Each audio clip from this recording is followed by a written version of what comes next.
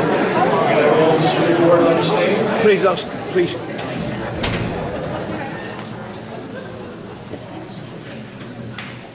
Thank you.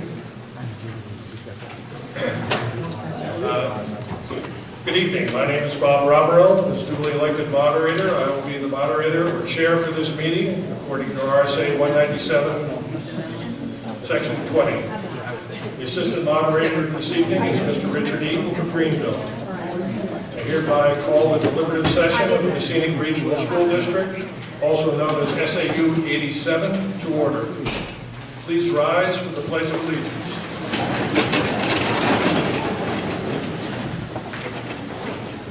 I pledge allegiance To the flag of the United States of America, and to the republic for which it stands, one nation, under God, indivisible, with liberty and justice for all.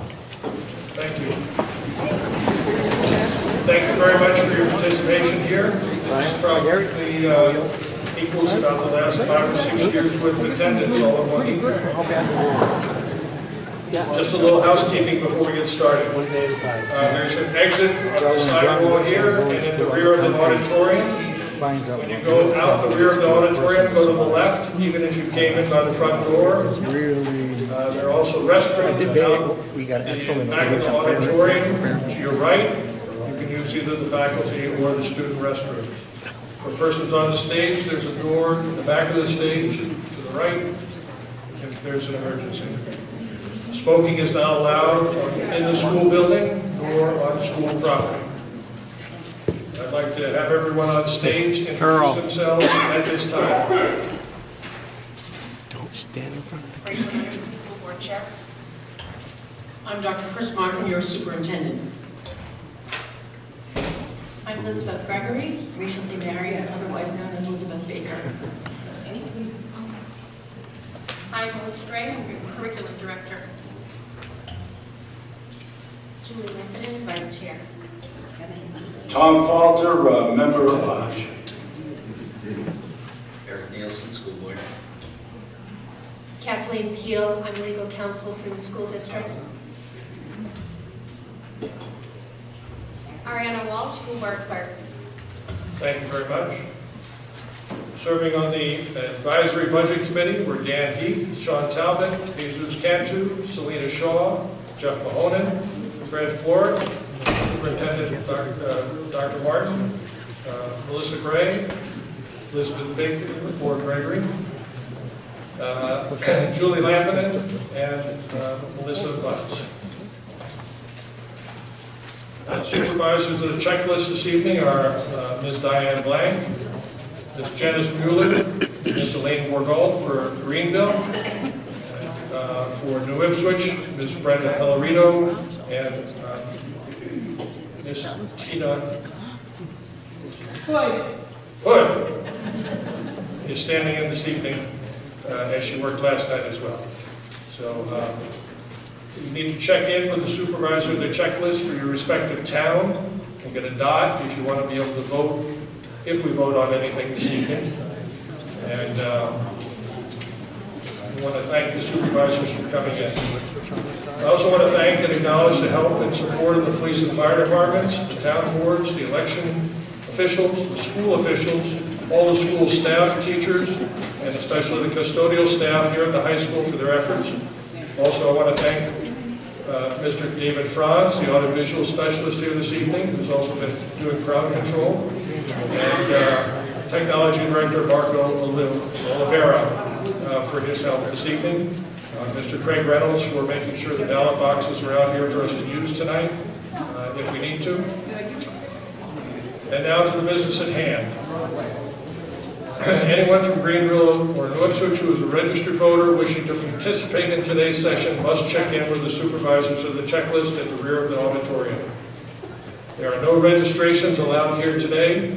However, there will be opportunities to register in your respective towns prior to the voting day on Tuesday, March 12th. At the school meeting in 1996, the Mascenic Regional School District adopted Senate Bill 2, or SB 2, which is a standardized official ballot referendum system Today we will be discussing and potentially voting on amendments to items on the school district warrant as directed by the SB2 system. The purpose of the warrant is to warn or place the subject matter before voters. SB2, by allowing us to make amendments to some of the items on the warrant, enables a similar but not exact range of possibilities as was enjoyed under the original town school meeting system. Today, we will not be accepting any new articles. The school warrant signed by the school board may be placed on the official ballot for final vote on March 12th without any action required by this meeting. However, this being the first session of the school district meeting, we will be explaining, discussing, debating, and, if allowed, amending warrant articles at the pleasure of the meeting. Again, voting takes place on the articles Tuesday, March 12th from 7 a.m. to 7 p.m.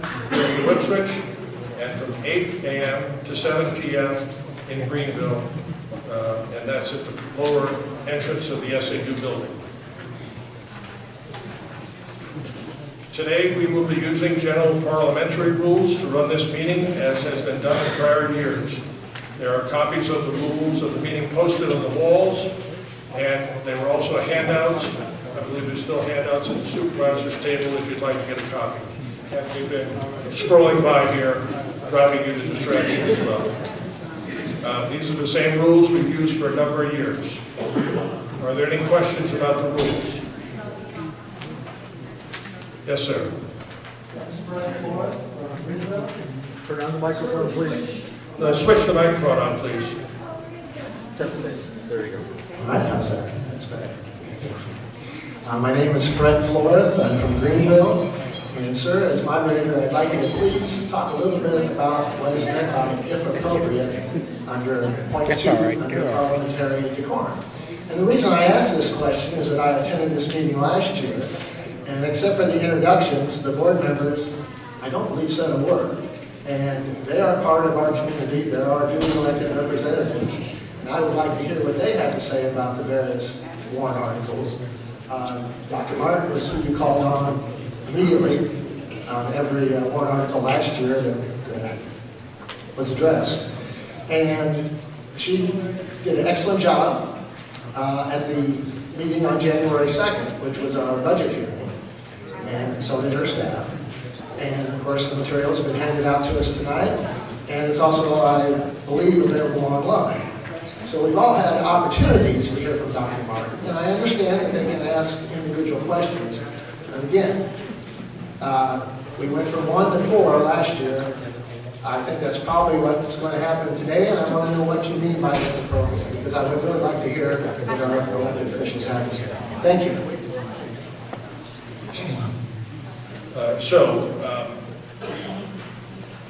I can tell you that I'm not going to recognize Dr. Martin first on the budget.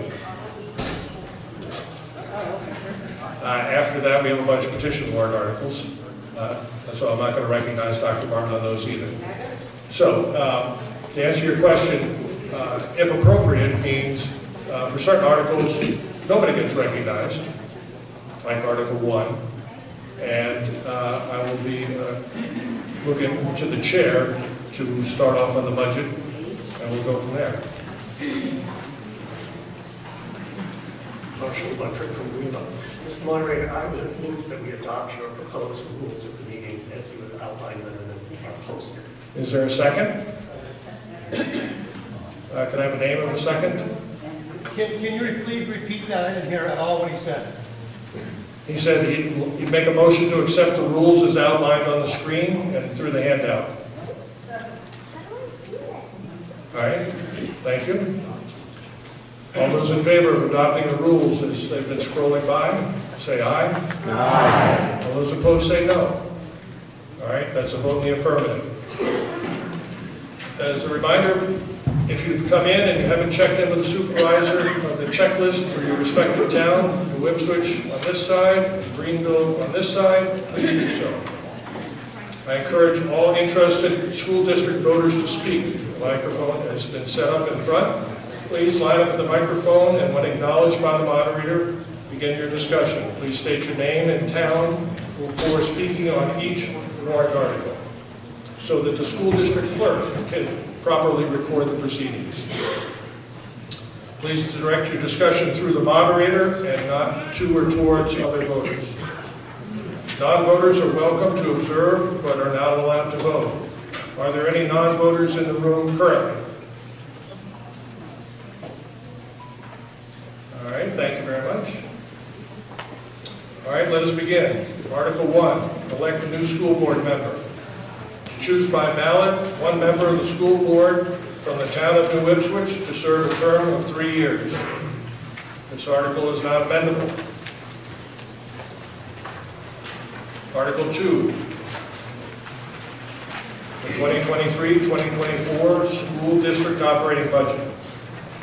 Shall the Mascenic Regional School District raise and appropriate as an operating budget, not including appropriations by special warrant articles and other appropriations voted separately, the amount set forth on the budget posted with the warrant or is amended by the vote on the first session, this meeting, for the purposes set forth therein, totaling $21,453,537. Should this article be defeated, the default budget shall be $21,146,355, which is the same as last year, with certain adjustments required by previous action of the Mascenic Regional School District or by law.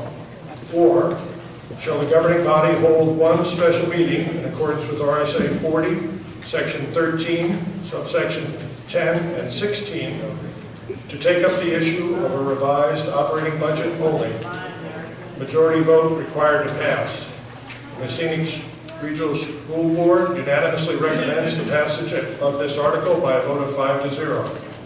The Mascenic Advisory Budget Committee does not recommend the passage of this article by a vote of 4-0. The chair now recognizes Mrs. Rachel Anderson to begin the discussion of this article.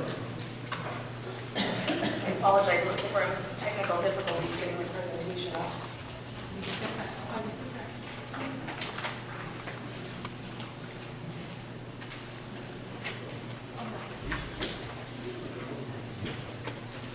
Mr. Moderator, while the presentation is being posted, if we run out of presentations or annual reports, we will definitely they are available on our website at mascenic.org, and we provide some hard copies during the election time.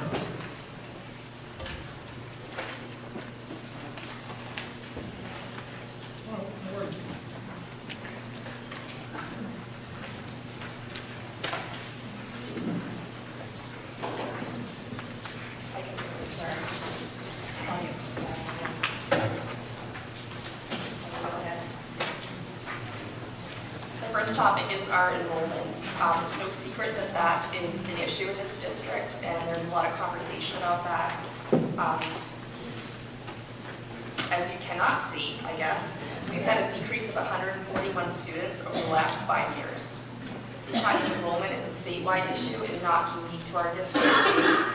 However, declining enrollment is an opportunity to reduce staffing levels, which we do on an annual basis.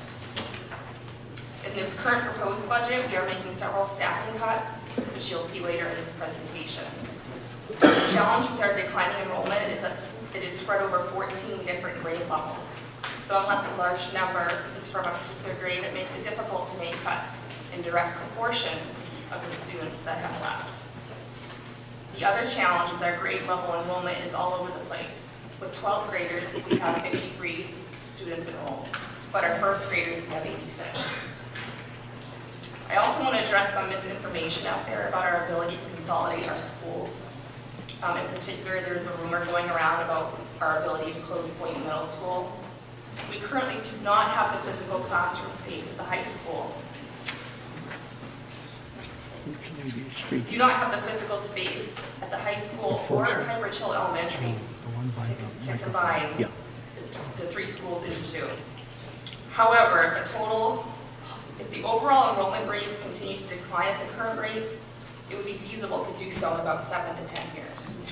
So it's important to watch this trend and plan well in advance of that. And I'll turn the presentation over to our business administrator, Ms. Gregory. Good evening, welcome, and thank you all for being here.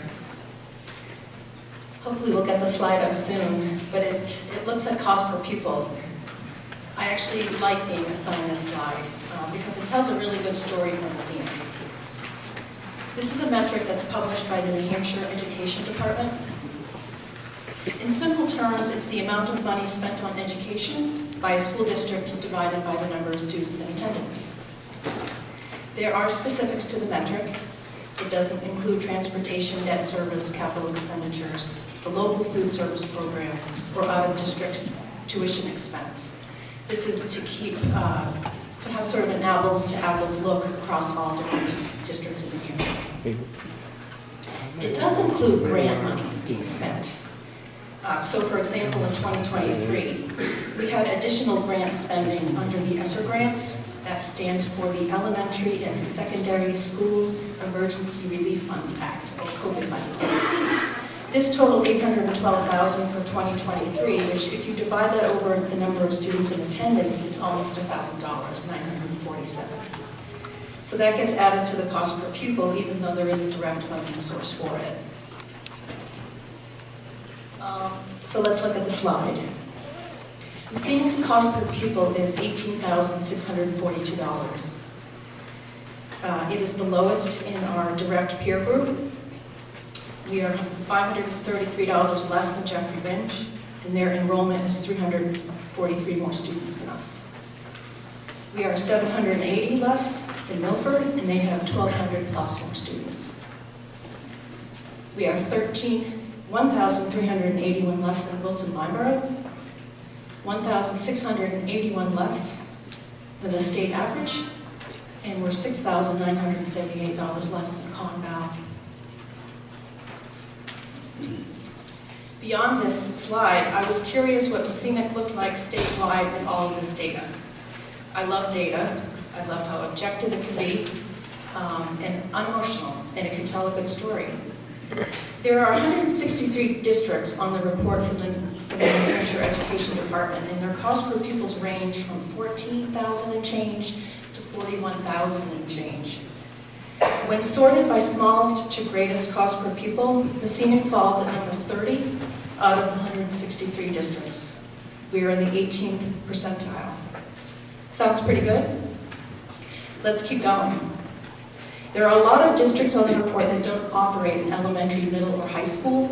For example, they might just have an elementary school and they tuition out for their older grades. So if you take those districts out of the report and you sort those that remain, 55, we're the 15th lowest in terms of cost per pupil. So to restate, across the state of New Hampshire, there are 14 districts operating at elementary, middle, and high school level that have cost per pupils that are lower than Mascenic. So who are these districts? They're, for the most part, very large districts. They're Manchester, Nashua, Bedford, Dover, Salem, and on and on. They're districts with economies of scale. The lowest enrollment on the list is Litchfield, and they have 1,165 students. And then there's Mascenic at 858. That's really impressive in my opinion. Another takeaway from this slide is to look at trends over time. Our cost per pupil is up 33% over the last 5 years. This is not unlike our peers. It is important to remember that both the numerator and the denominators are key in this calculation. So as Rachel Anderson mentioned, as enrollments decline for districts, cost per pupil goes up. Many districts are faced with the reality of trying to cut costs with declining enrollments. Unfortunately, as most school costs are fixed and even required by law, this can be very challenging.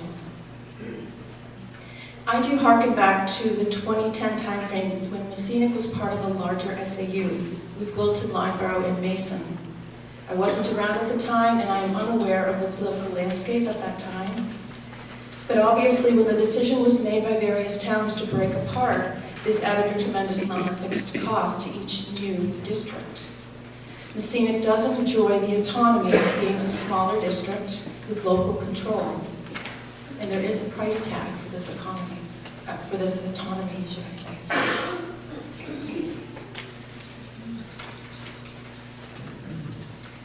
Next slide. This is our proposed budget. $20,453,537. Our budget includes a general fund, which makes up most of the budget, as well as a food service and grant fund. This final proposed budget is a 2.3% increase over last year's voting budget. In dollar terms, this is an increase of $474,523. This final proposed budget comes after 4 different drafts beginning early October, with all stakeholders at the table, department managers, and school board. This represents our best effort to keep costs down without sacrificing programming. This slide reviews the budget first by salaries and benefits, and then by the remainder of the budget by function program. You can see by this slide that salaries and benefits are increasing by 4.3%. Reductions are being made in other parts of the budget to the tune of 2.7% to arrive at an overall increase of 2.3%.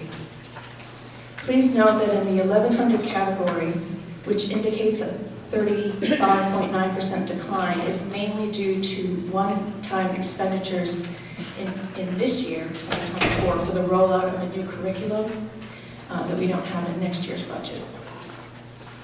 Also, in the 2400 category, the large increase indicated is mainly due to consolidating the expense in our phone system from various parts of the budget in order to streamline this for the businesses. Our superintendent and our school board chair will now delve further into our 2025 proposed budget. Thank you, Ms. Gregory. Before I go into this slide, the general fund budget by category, I did want to acknowledge the budget leaders or managers that are not sitting on the stage, but are definitely the leaders in their buildings and in their department regarding all things Mascenic. We have interim principal Chris Saunders from Hyper Chill Elementary School, Mr. Kevin Fondas from Boynton Middle School, Dr. Liz Progozowski from Mascenic Regional High School, and of course Marco Olvera, our technology director. Their charge was to create a needs-based budget. What they did was went to the people in their departments to look at what are the needs of these departments in order to provide an appropriate and rich education for the students in Mascenic. Several iterations of budgets were done on the school level, scrutinized by the leaders in those departments, and then brought to the table for me to look at. Once again, scrutinized by our board. We went back to the table, gathered our budget leaders together again to go back and say, let's look at this one more time and see what else we can try to remove. What other efficiencies can we discover from this budget to be sensitive to the needs, the tax needs of the community? All with the bottom line looking at what are the needs of our students. You can see we are a people organization. Salaries and benefits are a big chunk of our budget.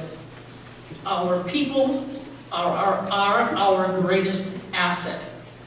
The most influential person in the school, in a child's life, is their teacher, period. We need and want and have a talented, experienced teaching staff in our buildings.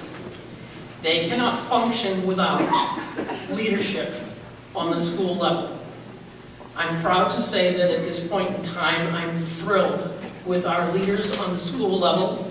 I feel that our team is a very high-functioning team, and our best days, as I wrote in the annual report, are yet to come.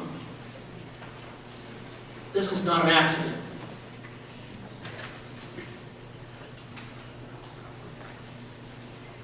You'll see also there 8% of our budget is related to bond interest, the bond on renovations and the construction of Hyper Chill matures in 2026. Transportation is only 5% of our budget. Buildings, utilities, plowing, etc. Again, very lean. These are very lean lines in our budget. We provide excellent services with those dollars. Special education out-of-district tuition. I wish Ms. Phoebe Paw, our student services director, was here this evening. She is ill. Our student services department has improved services in the last 5 years tremendously, have reduced the number of students who required out-of-district placements, and improved, as I said, improved services on the school side to benefit our students with disabilities. The remainder of our budget, 6% of our budget, technology, paper, pencils, the things that are the tangibles that we use to operate instructionally. Again, the salaries and benefits are largely driven by collective bargaining agreements. The lion's share of our staff are union members. You have approved those collective bargaining agreements, and we need to follow through with your excellent decisions in those areas. I will now ask Chairman Anderson to move forward, please. Thank you. These are just a few of the highlights in this proposed budget. How we form a budget here at the school district, we literally start at zero. And we have each department manager or administrator come forward with their needs for the students in their buildings, and we work from there. So these are the highlights of the changes in this year's budget. In this proposed budget, we are cutting the equivalent of 3 teaching positions, 1 at the elementary school, 1 high school math teacher, a half-time woodworking teacher, and a half-time business teacher at the high school. For some historical perspective, we've cut a total of 8 teaching positions over the last 8 years in response to declining enrollment. Other changes are a technology integrator, social worker, board-certified behavioral analyst, and 2 paraprofessionals that were previously funded through grants are now needing to be funded by the general fund and are factored into this budget. These are not new positions, but ones we've had for several years and now need to be funded differently. Also, due to student needs, 2 paraprofessionals have been added, 1 to the full-day kindergarten program, and also 1 at the elementary school.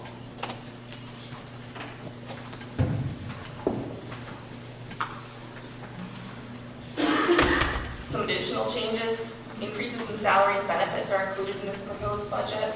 This includes increases required under our collective bargaining agreements, which the voters approved in prior years, and a 3% cost of living adjustment for our non-union employees. Unfortunately, we are also expecting another year of significant health insurance premium increases, and this year it's 9.1%. Other districts and private employers are experiencing the same and higher levels of increases, with reports by some surrounding districts of rates going up 23%. We are also proposing to increase the athletic director's stipend. We know how much this community values athletics and how beneficial these programs are to our students. We want to create a district-wide position. We've also analyzed the actual time spent by the last few athletic directors and feel that an increase of $14,000 to the stipend is needed to fairly compensate them for the responsibilities and time commitments that this position has.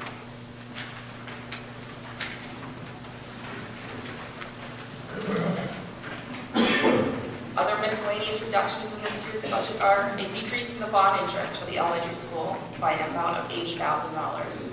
As Dr. Martin referenced, this bond will mature in September of 2026, so we only have a couple more years left to pay on that. Once that is paid for, it would reduce the budget by about $700,000 a year. Transportation costs are also down by $80,000 due to the elimination of the midday kindergarten bus run. And one-time projects in last year's budget were also not carried over for savings of $142,000 total. In contrast, we've also needed to increase in other areas. Out-of-district special education tuition is up by $65,000. Special education transportation is up by $42,000. Tech software, $18,000. Building repairs and maintenance by $10,000. Cost of the required financial audits is projected to increase also an additional $7,000.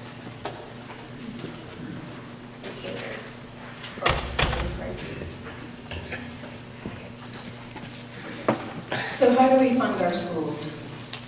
60% is local funding, 31% is state aid called literacy aid.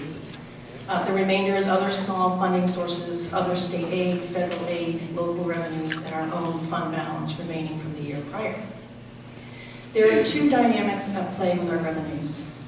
The first is that our budget has become more and more lean over time. Over the last few years, any contingency built into the budget have been eliminated. This means that, in theory, we will be returning less to the town at tax rate setting time. Last year was an anomaly, as we returned $1.2 million due to vacant positions that we were unable to fill as hiring has become more challenging. Next page.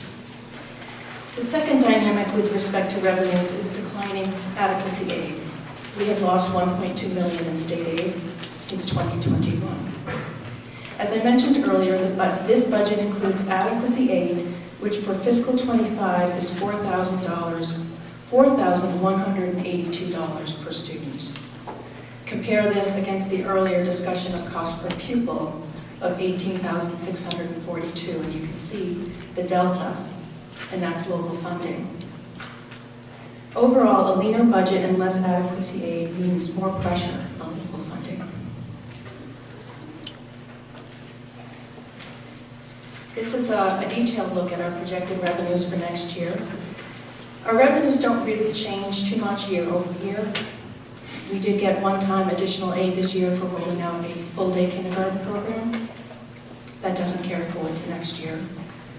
I have also included $700,000 in projected fund balance to reduce taxes. This is just a projection. And adequacy aid is going up $29,000. Melissa Gray is now going to discuss how grant funding has impacted the district. Good evening, everyone. The next two slides. The next two slides will review the grant expenditures related to COVID-19 relief funds. These funds are set to expire September 30, 2024. Thus far, we have received our third ESSER allocation in the amount of $1,843,721.10, the majority of which has been budgeted, as you can see. Our current grant fund initiatives include a continuation of our successful summer professional development opportunities for staff, and our summer camp series for students. We continue to pay for our new website through the grant, which has been a successful means of communication for our district and our schools. Since the pandemic, we have become a one-to-one device district, meaning that each student has a Chromebook to support their learning. The grant has allowed us to absorb some of the replacement costs of these devices as they break or reach end of life. The intention of this grant is to support learning loss as a result of the pandemic. This has been accomplished through upgrades to computer labs to better meet the needs of today's digital learners, tutoring services, student wellness initiatives, supplies and materials to support instruction, and salaries for specialized staff to increase student success. Dr. Martin will now speak about our district framework, which we use to support decision making. Thank you, Ms. Gray. Oftentimes, school districts will have strategic plans. They tend to, unfortunately, sit on shelves. What our board has decided to do on August 23rd, 2021 instead is to adopt an essential question: how does our Mascenic organization build capacity to provide the best education for our students? We can all, that's easy to remember, right? That means, what do we put in to get out what we're looking for? We look at this through three different buckets, so to speak. Instruction, right? What do students need to learn and understand? What do teachers need to teach? We look at it through the engagement of our community, which we know we can do better, and we work towards every single day so that everyone knows and understands and gets the kind of education they want for their students. And we also looked at some of our organizational issues and continue to look at those organizational issues. That I'm proud to say we have made tremendous strides in the past 5 years. In particular, providing a financial structure that supports the fiscal supports fiscal responsibility and efficiency. Some of our hourly employees, for example, that are non-union, their wages were really woeful. We were able to change some of that during COVID and going forward. So let's look at that with more specificity as we look at the next slide related to district initiatives. The Superintendent's Office. So it is hard sometimes for people to understand what does the superintendent do. One of my favorite things is when I walk through the elementary school and I'm introduced as the superintendent, and the kids will look at me and say, "What's that?" And I tell them that I'm the principal of the principals. And so it's pretty simple but pretty illustrative as well. I manage and support all of the district leaders and their work. I participate in as many Region 14 advisory advisory committee meetings as I can. The CTE program is a highlight of what we do here at Mascenic Regional High School. Look forward next year to be sitting here in front of you, providing the board approves, talking about a potential renovation for our program as Region 14 is up for some federal dollars for that purpose. Conant and Conval are also deep into the planning stages of their potential renovations. Additionally, I'm responsible to maintain up-to-date knowledge of current legislation and new revised policies impacting our learners and other functions of the organization. Then there are also the emergencies. Everything comes through my office. There's an emergency on the school level, there's a call to my office, and our team responds. Such as the septic issue here at the high school that I'm proud to report has been resolved on a temporary basis so that we can continue business. We also do not have a human resource function in our district, and that function is divided up between the business office and myself. Although hires come through my office, personnel, unfortunately, occasionally we have a personnel matter that comes through my office.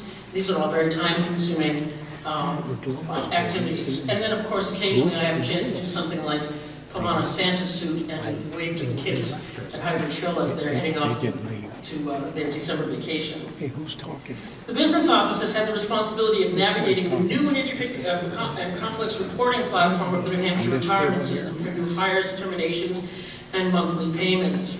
Our business office consists of a business administrator, a payroll person, and an accounts receivable and payable. We have almost 150 employees. It's a $20 million budget. That is a very, very lean office, especially when something like new reporting requirements for New Hampshire retirement becomes important. The business office also has submitted RFPs for audit services and food service management. And finally, in partnership with the facilities department, this is important, we've created a capital improvement plan to support the new asset management system that the department is rolling out. Things are aging in the district. This new system will have a barcode on it that will all be recorded as to when it was purchased, when it was maintained, or replaced. Our technology department, with our new director, Mr. Oliveira, is working to ensure that our technology systems are secure and safe for both staff and students, with the goal to inspire and bridge traditional education and technological advancements that enhance learning. You may be familiar with what happened to the business office at Conval last year, the year before, where it's just amazing how these hackers can get into what we think are very secured systems. And it is an ongoing process for our IT department to be monitoring that type of security on the school level. Our food service department continues to work on increasing student engagement in the program through not only nutritious meals, but meals that appeal to students and families and to the superintendent. I'm making a point to have at least one meal a week here at the high school, and it's always delicious and nutritious. This work is done in partnership with the National School Lunch Program, which allows access to free and reduced cost meals for those that are eligible.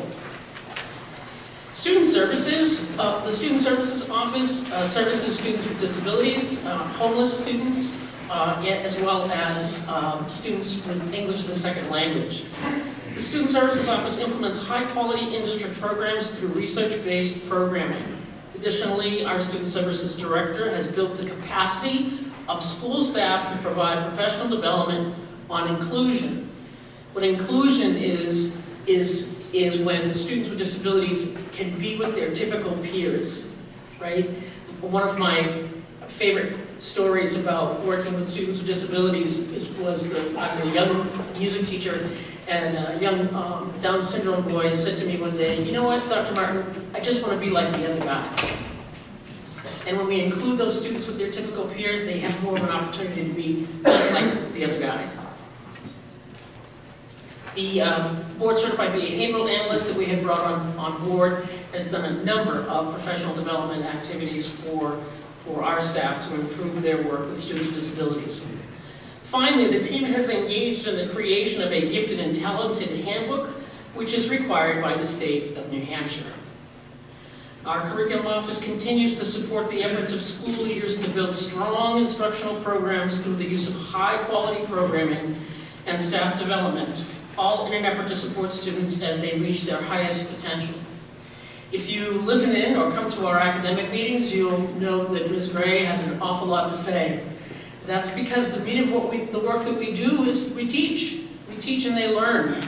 And the curriculum instruction and assessment are pillars of what schools do. Mascenic Regional High School has rolled out an anti-bullying initiative this year to support students as they navigate the complexities of adolescence and transitioning to adulthood. Our science department has increased hands-on activities to promote a rigorous learning experience for all learners, and additionally, a real-time credit recovery system is in the works to help students earn credit before it is lost, while implementing a common teacher collaboration time to address the ongoing needs of learners. Dr. Pogo is with us just her second year here at Mascenic Regional High School, and we have seen these initiatives flourish. Boyd Middle School has taken an active role in building positive student relationships while increasing teacher understanding of trauma-informed practices. Mr. Fondas and his team, Ms. Allen, are leading this charge. And our High Birchell Elementary School continues to work on mastery of the new benchmark Advanced English Language Arts program. The work on looking at student data is central as it allows us to improve our programming and instruction by understanding what students know and can do so we can design next steps. And finally, at High Birchell, they are working to bridge the transition into middle school by incorporating more writing and typing into the classroom. I could not be more proud to be the instructional leader in this district and watch all of these initiatives moving forward. Our recent graduates. 43% of our students of the class of 2023 went to our four-year colleges, 10% went to two-year colleges, 8% went to technical school, 8% went into the military, and 31% went directly into the workforce. One of the data points that we would like to be able to follow, and just haven't found a way to do it yet, is to find out of those 43% every year, or whatever the percentage is, how many of those complete their college experience. I would find that to be very interesting. And I suspect all of them, but I'd like to see the data to make sure. Ms. Gray will now work on the chart relative to how are our students doing. So the charts here represent our students' performance on the New Hampshire State Assessment System, often referred to as SAS or NSAS. Last year, you can see that 48% of our students were proficient on this assessment in English Language Arts. The target set by the state is 64.4%. You can see that the state as a whole is performing at 52%. We have already begun to address this discrepancy in the purchase of a new ELA program for last year for High Birchell, and additionally, our schools have taken a close look at assessment procedures. We continue to provide support to teachers through consistent feedback and professional development. In 2023, 41% of our students scored proficient in mathematics. This is a dramatic increase from 2021, when only 26% of our students met that benchmark. What have we done? We purchased a new mathematics program in 2021 for all students K-12. The program places an emphasis on problem solving and real-world application while continuing to uphold the importance of math practice. The state is currently scoring at 42% proficient in mathematics, which is not too far out of our reach. We outscored the state average in science. 38% of our students scored proficient on this assessment. We are in the process of looking at updated programming at our high school in order to continue to grow in this area.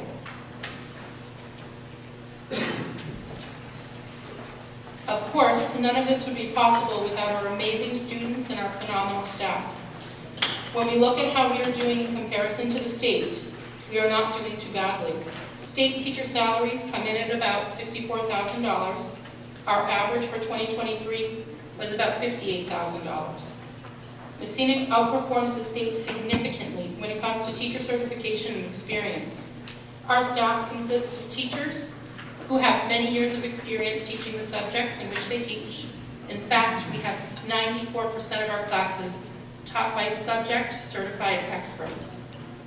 Given the teacher shortage, this is an amazing gift we have the benefit to enjoy. Lastly, for this slide, in 2023, we had nearly no teachers on intern paths when compared to the state's 3%. Teachers on an intern path have the benefit of getting into classrooms to teach our students while studying under an experienced teaching mentor. We have a few folks who fit this category currently, and they are all working hard to earn full certification. In fact, we have a few who have already done so. Just a point of reference, the last two slides are available from the State of New Hampshire's platform. If anyone's interested in that, I'm certainly happy to direct you in the right location. Of course, our instructional environment represents one piece of the work that our staff do on behalf of our students. Additionally, we have the benefit of engaging our students in a variety of co- and extracurricular activities. Hybrid Chill has a great mentor program partnership with Mascenic Regional High School called Bikes and Types.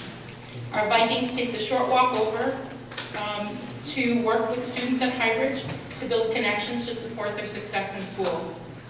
Boynton Middle School has had a robust summer program for several years in which students have had the opportunity to engage in art camps and field trips, theater, many, many things. These have been very well attended. Our Viking band and chorus students leveled up at the Great East Music Festival. Jazz band went gold in their first competition. Of course, our athletes continue to bring their best efforts to the fields, stages, and courts. Many teams have made it to finals, and our golf team were the D4 champs in 2023. Amazing accomplishments for all beyond the traditional school setting. Next, Mrs. Gregory will talk about the default budget. Wow, it's hard to follow that. As part of being an SB2 town, we are required to calculate a default budget. So if the proposed budget does not pass, we operate under the calculated default. The default budget is calculated under the confines of RSA 40:13.9.b, which is defined as the amount of the appropriations voted the previous year, reduced and increased by debt service, contracts, and other obligations previously incurred or mandated by law, and reduced by one-time expenditures contained in the operating budget. Based on this calculation, our fiscal 25 default budget is $21,146,355. This is $167,341 higher than last year's voted budget, and it is $307,182 lower than our fiscal 25 proposed budget. The default budget is higher than last year's voted budget, as it is based on our actual current employees and their rate of pay under collective bargaining agreements, and the benefits that we are required to pay on these salaries for Medicare, Social Security, and New Hampshire retirement.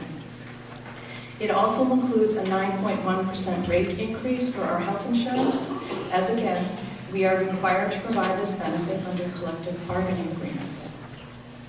The default does not include pay raises for folks who are non-union. The default also includes those positions that are being moved from grants to the general fund. These positions are not changing, rather their funding source is. They were always thought of as permanent, long-term positions. The default does not include the positions that are proposed to be discontinued. The default also removed one-time expenses from last year to include the reading program, wireless access points, the midday kindergarten transportation, and reduced bond interest. If the operating budget fails on March 12th, we will be operating under default, and the district would need to determine how to remove $307,182 from the fiscal 25 final proposed budget.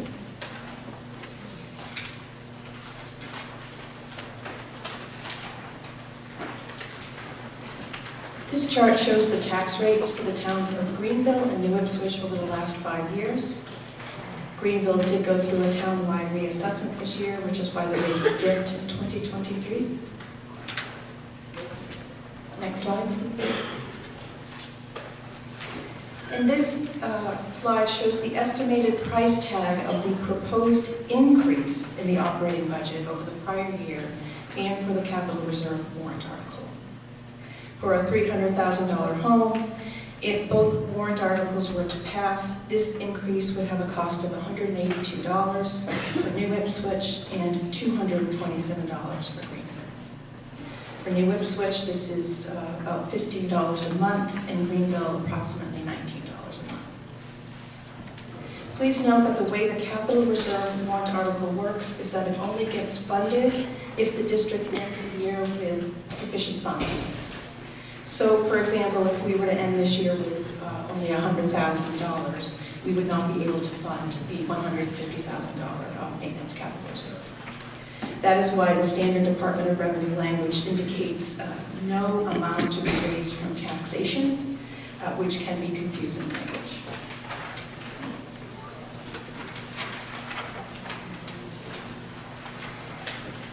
That ends, I believe, our discussion on warrant Article 2.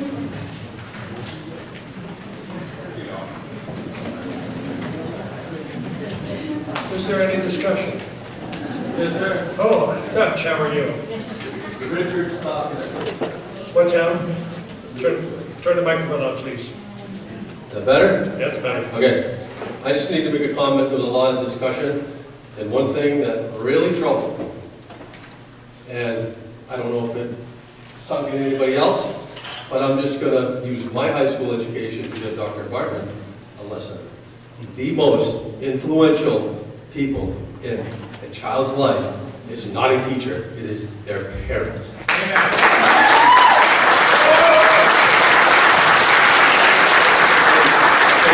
Thinking that maybe it's why enrollment is dipping across the state.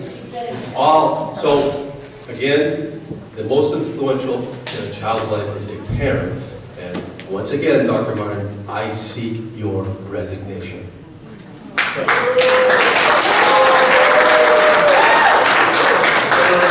Please to address the budget in your discussions.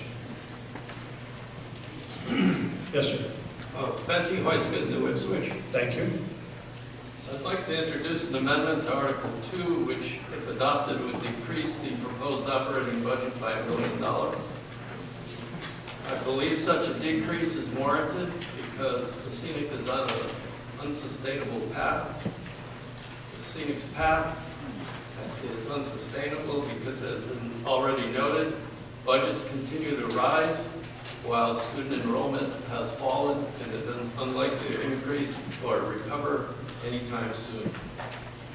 So with these thoughts in mind, I'd like to propose the following amendment to Article 2.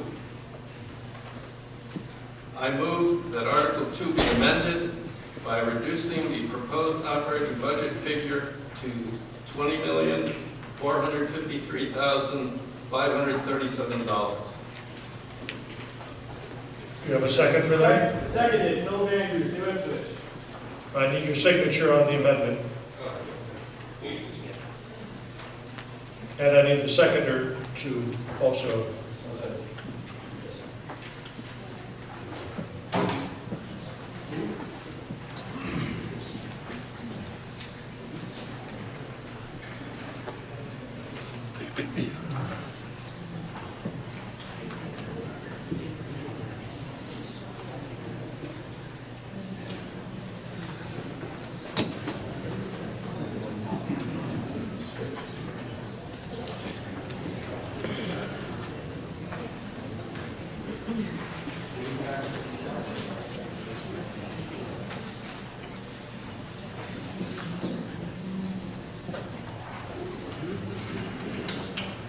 you want me to read the amendment again? Yes.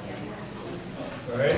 The motion is, shall the Mascenic Regional School District raise and appropriate as an operating budget, not including appropriations by special warrant articles and other appropriations voted separately, the amount set forth on the budget posted, or the warrant, not posted, or is amended by the first vote of the session for the purposes set forth therein of $20,453,537.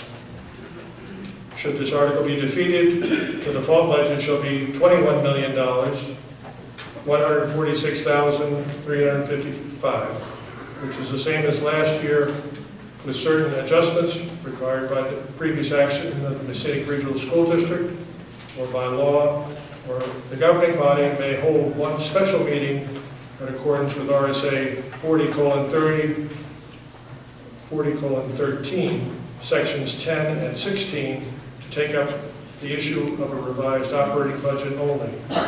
Majority vote required to pass. Mr. Moderator, I'd like to request that the vote to amend Article 2 be taken by secret ballot. All right, do you have 5 signatures?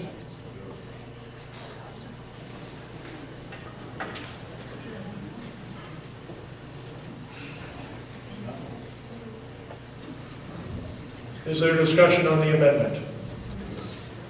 All right. Yes, Brian Strong, New Ipswich. I remember many years ago, the head of the Conservation Commission, Bob Wooden, had said that he wants to get land in current use in the conservation so that it will reduce homes, thereby reducing students, which will lower our taxes. What I'm baffled about, we have lowered the students, but the taxes shot up and very high just this past year, extremely high. I hope a lot of people take that in consideration and don't forget how high they can go all in 1 year. Thank you. Is there further discussion on the amendment? Philip Andrews, New Ipswich. So I'm looking at the average student, or average pay here, about $58,000 a year. So I personally homeschool my 4 daughters. My wife teaches them. It's about 5 hours a day. We spend about $1,500 a year in curriculum. So that's $1,500 a year spread across 4 students, and they far, far excel the averages across the entire school district for Mascenic. I would not send my kids to Mascenic. We're spending $21 million a year for a 48% efficiency rate in ELA, a 41% efficiency in math. That is an astronomical amount of money for abysmal results. We're comparing ourselves to mediocre results across the state at best. All the parents in this room who have kids in this school district, either your kid or several of their friends are far under grade level from performance. This is unacceptable. An involved parent can do such a better job teaching, and this is why we're losing students out of this school district. Kids are going home to be homeschooled, and they're doing better. They're getting a better education. They're getting better morals, better values. They're being taught what needs to be taught, and not everything that was on that slide earlier about all of the extra stuff that we're implementing in school that is not education. Parents need to be taking control of their kids' education. That's where these good scores come from. Parents need to be paying attention. We don't need $21 million to get a good education for these students. That's wasted money. If you paid 2 teachers, each $58,000 a year plus benefits, you rented a building in New West Mall, had them each teach 8 students a day for 5 hours in the morning and 5 hours in the afternoon, you would get better results at 50% of the tax rate of what we are spending here. For $14,000 per student, you could do that exact thing, have an 8-person class, and get a better result. This building is waste when we're getting a 41% result on English and reading.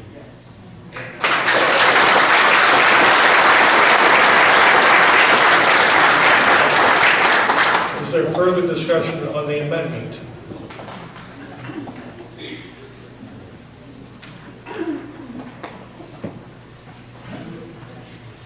Good evening, Mike Pellerino from New Ipswich. I'd like to thank the administration and the board for their presentation today, and like just a side note that I heard Dr. Martin say the most important person that works at the school in a student's life is the teacher.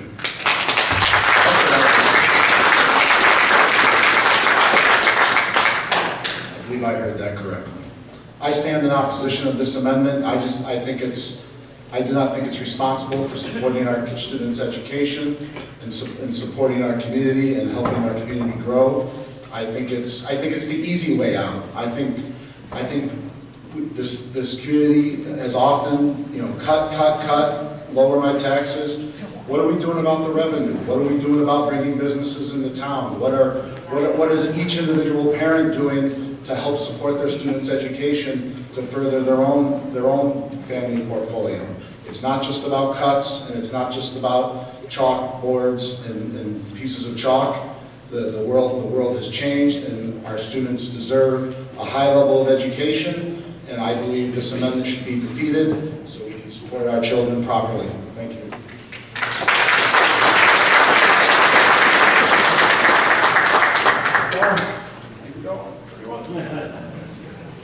Is there any further discussion on the amendment? You may. Yes. It's good for you to stretch, Jim. Oh, sorry, Mr. Eaton, did you want to say something before Mr. Coffey closes the discussion? Do I understand we have a request for a secret ballot? We have one? We have yes, no vote? Yes, we do have those. Not that I know of. Well, I believe they're in the ballot boxes in the back. James Coffey, New Ipswich. I would like to move the question. Thank you. All those in favor of ending debate on the amendment, say aye. Aye. All those opposed, say no. No. All right, that's a vote in the affirmative.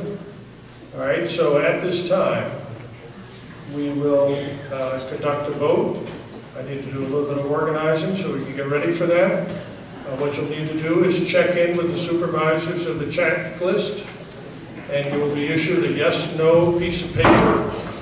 You will tear it in half, and you will put the part referencing your vote, either yes or no, into the ballot box. You will take the other part, put it in your pocket, and recycle it at home. Do not put both halves into the ballot box. Point of order. Yes vote is for the amendment, correct?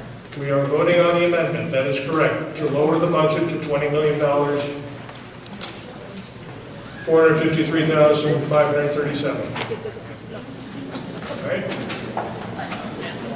By law, the polls need to remain open until 8:30. We can, however, proceed to the next warrant article, so we're not here any later than we need to be. So, meeting approves, we will move on to Article 3. Are there any objections? Again, the polls remain open. If you have not voted yet, please see the supervisors to get your ballot to do so. Article 3. To see if the school district will vote to raise and appropriate the sum of $150,000 to be added to the school repair and maintenance capital reserve fund previously established. This sum to come from the June 30th, 2024 fund balance available for transfer on July 1st, 2024. No amount to be raised from taxation. Majority vote required to pass. The Mascenic Regional School Board unanimously recommends the passage of this article by a vote of 5-0. The Mascenic Advisory Budget Committee does not recommend the passage of this article by a vote of 3-1. I'd like to recognize Dr. Martin for discussion on this article. Thank you, Mr. Moderator. The next slide under the capital reserve warrant articles. As of June 30, 2023, the balance was $248,188. We are recommending to add this $150,000 figure to deal with some short-term projects totaling $223,000. Yeah, Brian wants to talk to you. This includes LED lighting at High Ridge Hill Elementary School, which will be a cost savings long term. Parking lot seal coating at Boynton Middle School. The replacement of the hot water boiler system at Mascenic Regional High School, ultimately a long-term cost savings as well. And the replacement of a rooftop heating unit at the high school. Actually, the location to be determined. We've been on a rotating basis replacing those units so that as not to end up with a failure mid-season. They have reached the age. This is one expensive lawnmower at $20,000. That is not just a lawnmower, that is some of our yard equipment, field equipment, that is, again, reached getting pretty close to end of life and is too costly to repair at this point in time. And these are just some ideas that we have and to use some of the capital reserve funding for. Is there any discussion on this warrant article? All right, if there's no discussion, we'll proceed to Article 4. Adopt a local tax cap. By petition, shall the Mascenic Regional School District adopt the provisions of RSA 32, Section 5, lowercase b, and implement a tax cap whereby the governing body or budget committee shall not submit a recommended budget that increases the amount to be raised by local taxes based on the prior fiscal year's actual amount of local taxes raised by more than 1.2%. Again, submitted by petition. This requires a 3/5 majority to pass. So I just want to read you a little bit because you're probably not familiar with RSA 32.5, Section B.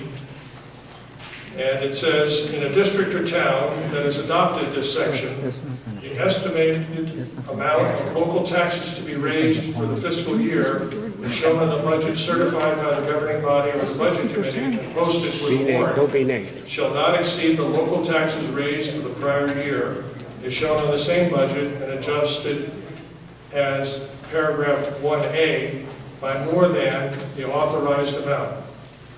If local taxes raised the prior year were reduced by any fund balance brought forward from previous years, the amount of such reduction shall be added back and included in the amount in which the tax cap is applied under paragraph 1. 2. The tax cap shall either be a fixed dollar amount or a fixed percentage applied to the amount of local taxes raised by the town or district for the prior fiscal year as reported to the Department of Revenue Administration, subject to adjustments as in paragraph 1A.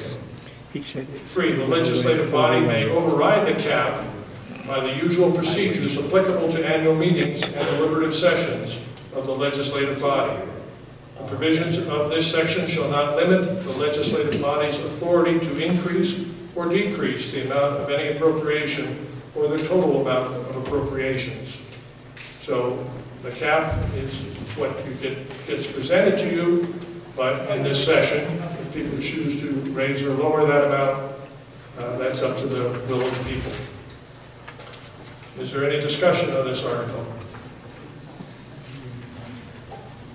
Mr. Rogers. Ed Rogers, New Ipswich. I'd like to propose an amendment to this article to change the 1.2% to 9%. I second. You have that written out, Ed? And do you have a second sign on it? I do.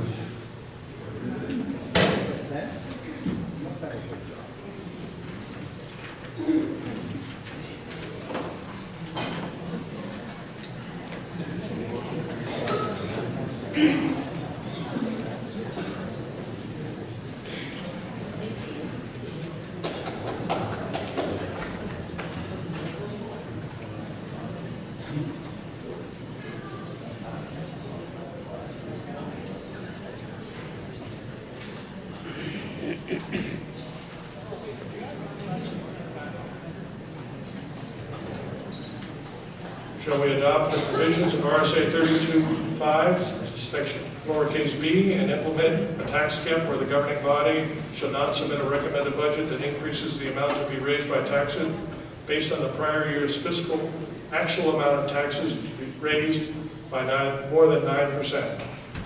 It's been proposed and seconded. Yes, Speak to the amendment, please. Yes, I'm speaking to the amendment. All right. First of all, 9% is exactly what we came close to getting, or around what we got, is what I'm very upset with. But my question is, does this require a 3/5 majority as well? It does. Okay.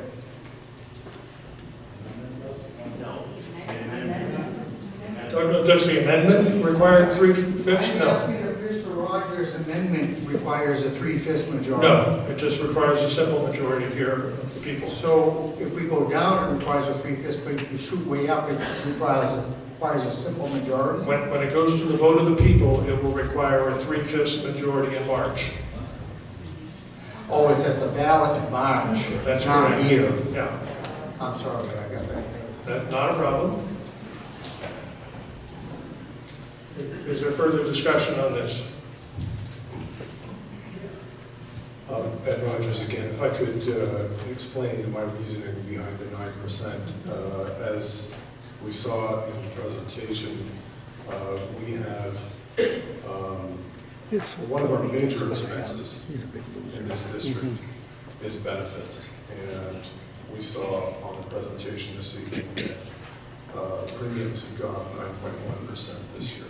We have seen in the past go up as much as 15%, as long as I can remember, and perhaps they've gone up by more. We also saw slides addressing state adequacy aid, which unfortunately we have been the victims of reduced adequacy aid from time to time. And it's very, very possible that we could get a year where premiums go up by 15%, state adequacy aid goes down, and that 1.2%, which I'm proposing would be 9%, is addressing local taxes. And if that were to happen, if we were in that position, we would be forced to make drastic cuts that would really damage the system. And that's why I'm proposing 9%. Thank you. Mr. Coffey? Jim Coffey, Nova Scotia. I believe the latter part of what you read from the statute is a safety valve. And if, for some reason, the district needs more than 1.2%, this meeting would handle it and could take care of it. To me, so in my opinion, I think what it means is that it's 1.2%. If you need more, you better come to us and sell us something really good.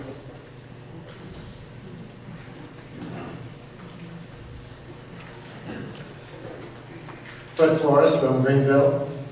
Question, I'm not sure who to direct this to, but whether it's, if a cap is adopted, either 1.2% or 9%, in subsequent years to change that, is it the same process and wouldn't it need a 3/5 majority vote, or could it be changed by a simple majority? That would require a 3/5 majority. You're sure about that? I'll look at the legal counsel, and she nods her head yes. All right. Thank you.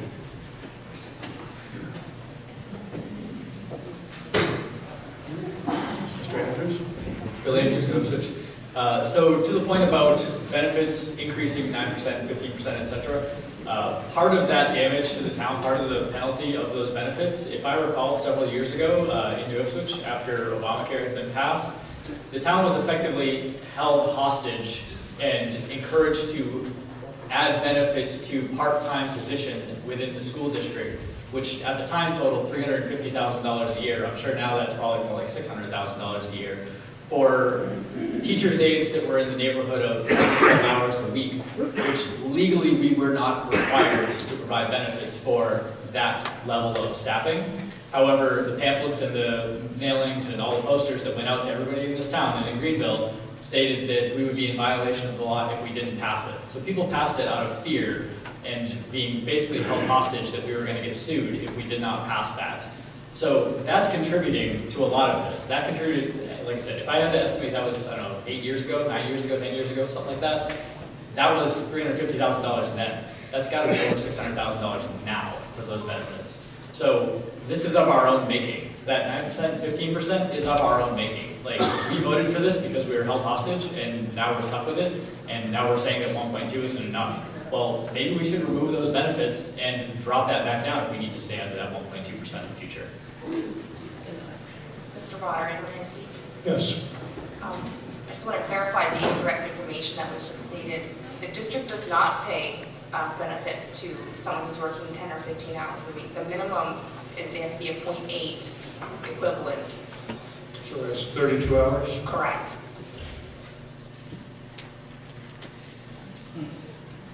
Any further discussion? John Shawlawful, New Ipswich. I call the question. You may. Call the question. All right. Is there a second? Second. Mr. Coffey, thank you.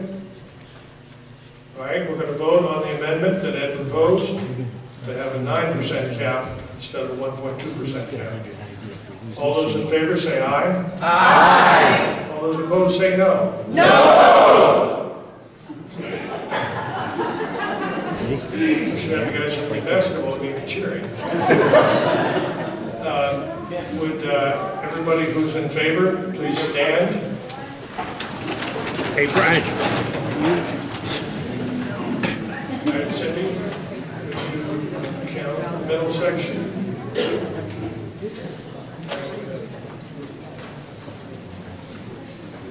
On stage.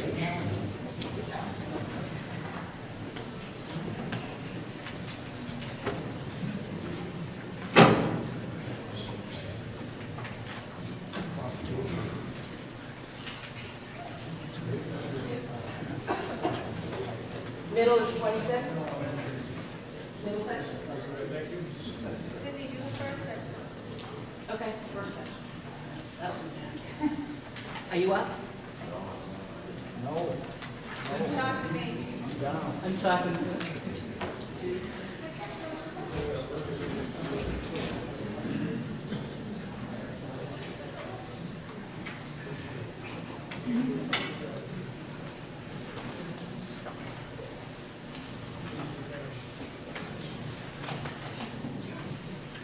Just the middle section.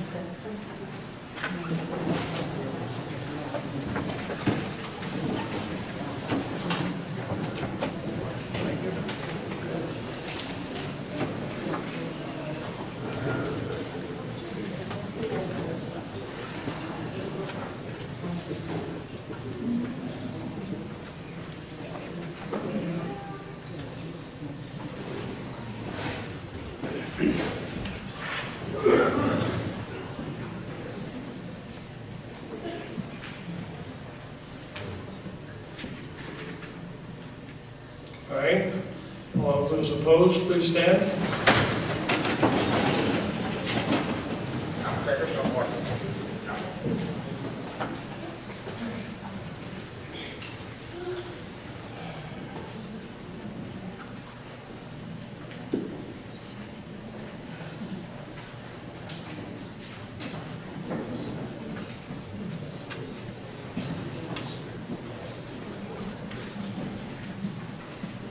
Okay, you guys in the middle can sit.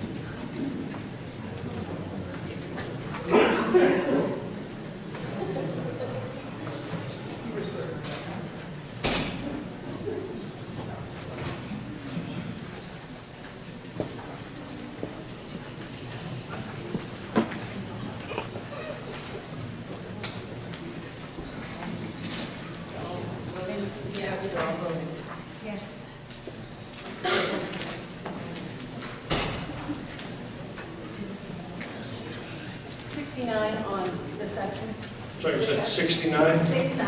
Thank you. Good number. All right. Amendment fails, 105 to 75. Thank you, Mr. Moderator. One of my concerns with the amendment was that with all due respect to Mr. Rogers, I would have preferred a more data-based and information-based amendment. I think we know that state adequacy aid is uncertain at best. But what we do know is what the rising costs of things in our country. And last year, the inflation rate was 3.4%. And the year before, it was 8%. And our district has to keep up with that as a minimum. So I'm offering an amendment to this, which will state that shall the Mascenic Regional School District adopt the provisions of RSA 31:5-B and implement a tax cap whereby the governing body or budget committee shall not submit a recommended budget that increases the amount to be raised by local taxes based on the prior year's actual amount of local taxes raised by more than 6%, which is approximately the average of the increase in inflation for the last 2 years. Second. All right. Did you get a signature of your second, as well as you?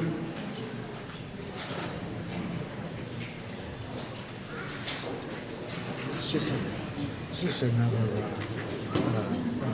lousy one. Just not quite as bad as the other one. Right. Just,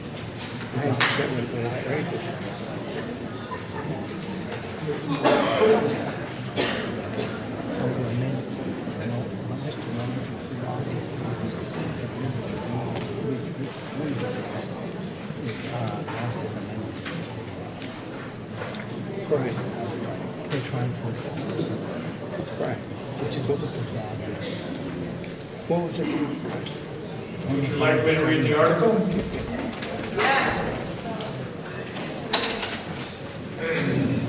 Shall the Mascenic Regional School District adopt the provisions of RSA 32, but this says 31. I'll correct it. Wording. Where'd John go? Oh.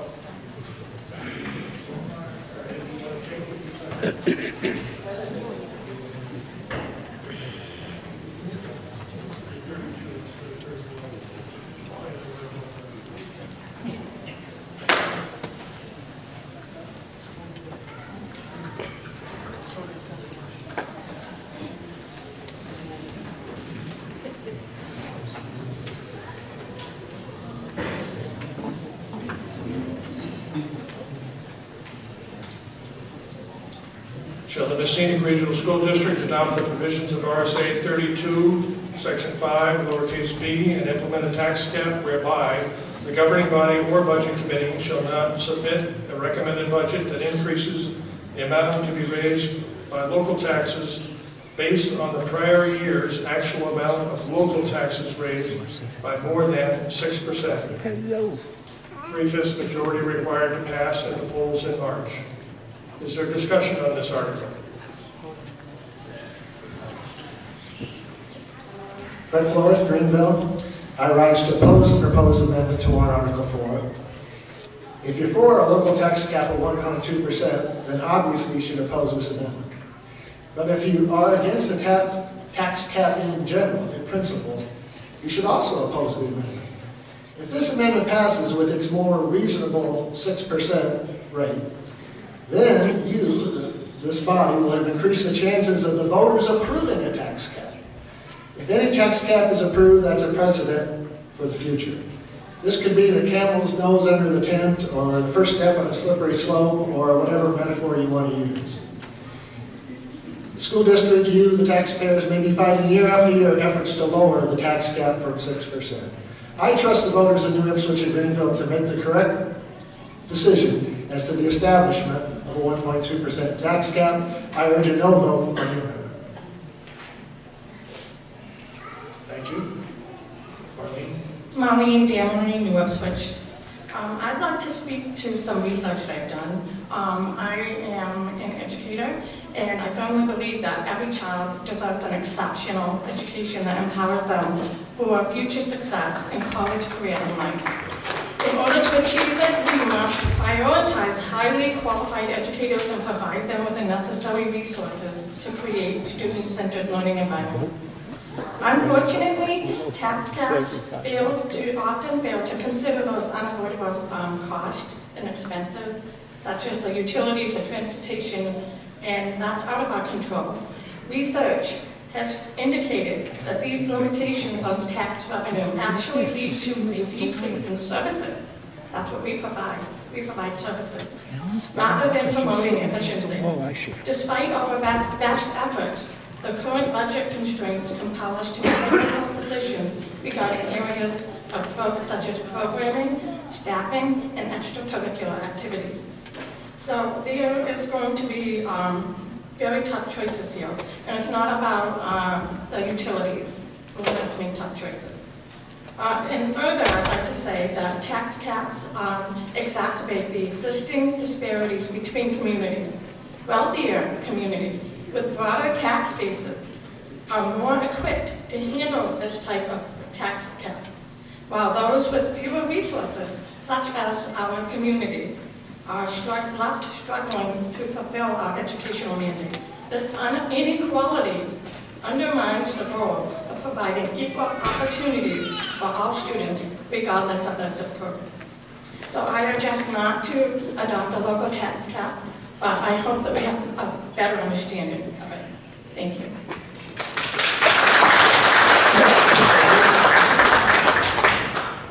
Rick Miller from Greenville. Thank you. I'm opposed to this whole tax cap alternative, primarily because I think it's part of a plan by our education commissioner, who has absolutely no background in education, to try and destroy the public schools system in New Hampshire.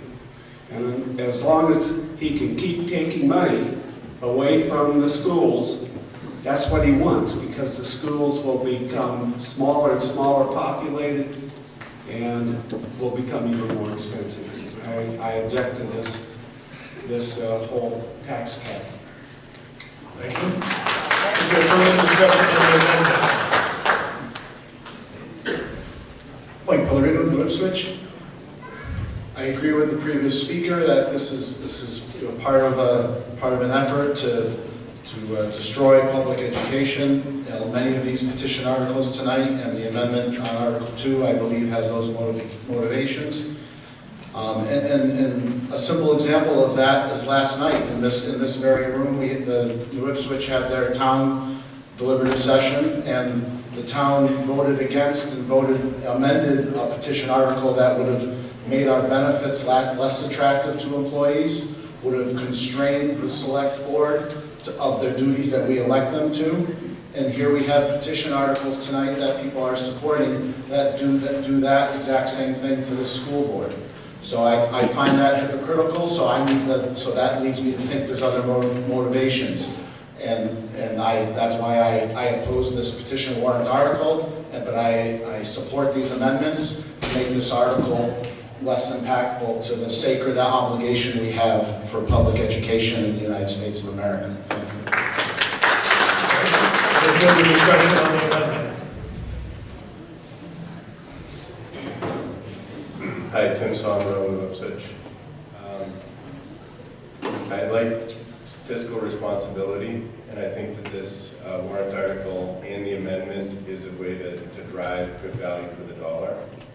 I also appreciate Ms. Damery's comments, because I know that she does very well in the school. Helps my son in second school now.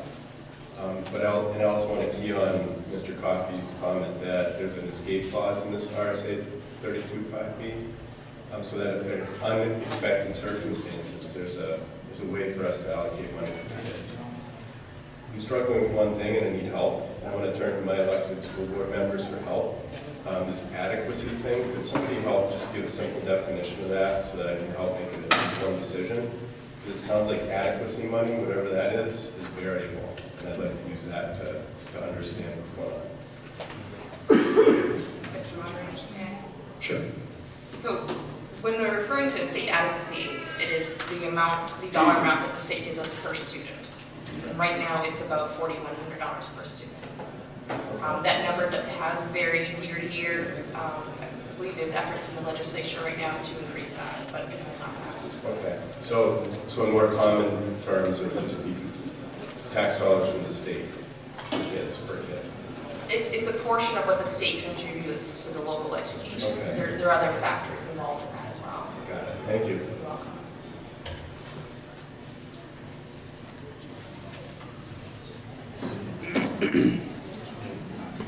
Ms. Carter? Cindy Carter, New Ipswich. Just a point of clarification regarding those funds you discussed. The state allocates $4,000 plus change to each student. Is that in addition to the $18,000 average per student as a town-based cost, or is that already embedded in that 17, whatever thousand per student?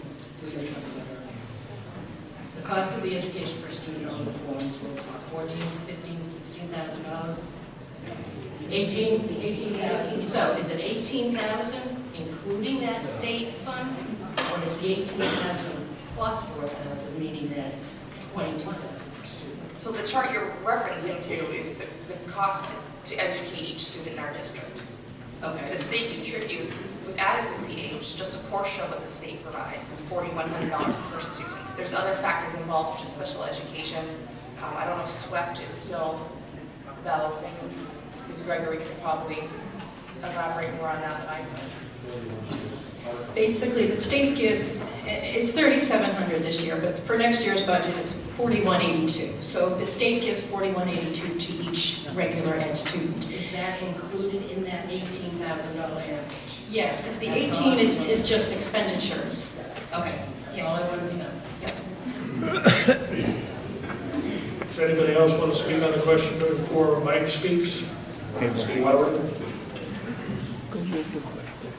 We'll let Philip speak and then I'll call on you.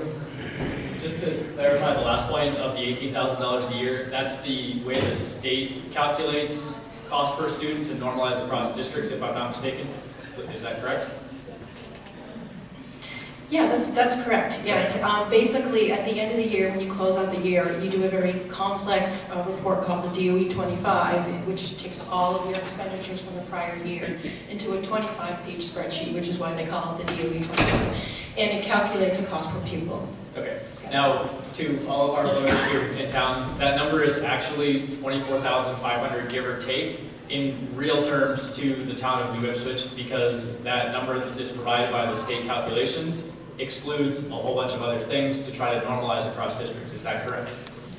It does exclude certain things, yes. Okay, so in real numbers, the taxpayers of New Ipswich and Greenville are paying approximately $24,500 per student for fiscal year 25, with the original proposed budget excluding the change that was done today. Is that approximately correct? I don't have, Okay, I read the numbers, it is. At 880 students, which is going to be a slightly off because that was the 2023 number, it was $24,500, give or take a couple $100.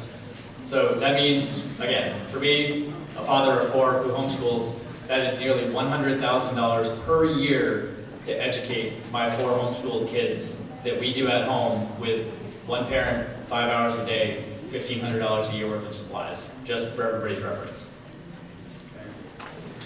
Second item, Tom. Yes, thank you, Mr. Moderator. Just to put a little perspective, as I understand it, if this cap was took effect this year, we would have had to have cut the budget by $1 million. Okay, so I mean, we have a tax cap now. It's called the default budget, and it doesn't take 3/5 either. So I mean, if you look at the on page 34 here, I mean, with all the Southwest schools that are there, I mean, we're at the bottom of the list as far as cost per student. So, and that's with these beautiful buildings that we've supplied. So there's been a lot of hard work in the past to keep these numbers down, and it's going to continue to grow. And the contingency budgets that were cut under Dr. Martin, I mean, when she came in, you know, she did a lot of work in the business department to get things under control, some costs and stuff. And you can see that when you go through, you look at the other schools, and we're doing pretty darn good. I mean, cut $1 million, yeah, it'll happen, but I mean, the fastest way to get to $1 million is you get rid of people. And, you know, that's what 75% of this is people. So that would be the easiest and fastest way to get there. Now, well, the school's still going to be here. I mean, there's still going to be students in here. It's what type of school do you want? I mean, we'll provide you with whatever the people want. But the school is the focal part of the community. This is where everything happens.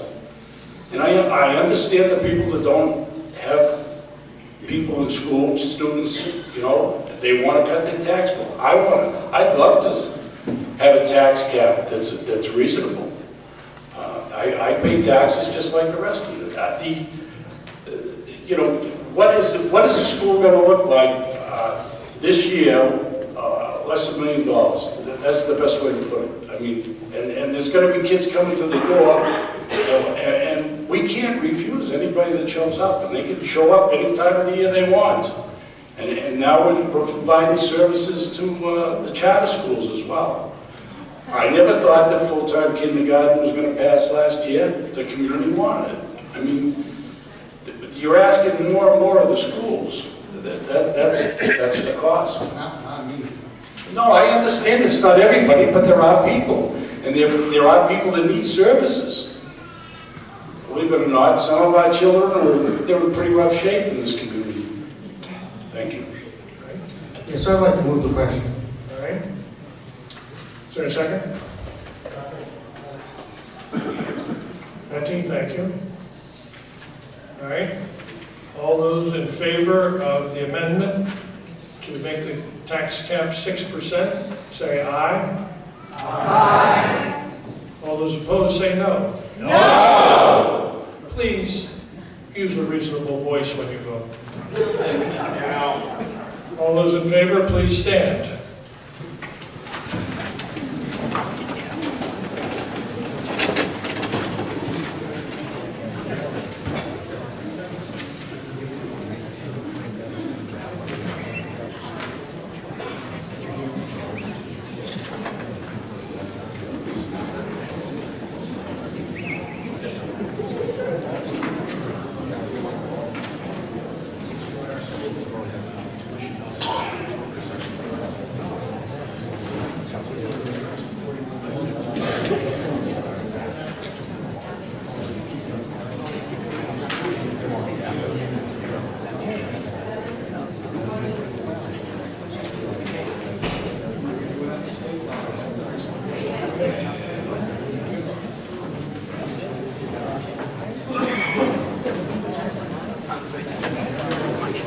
Thank you. You may sit down.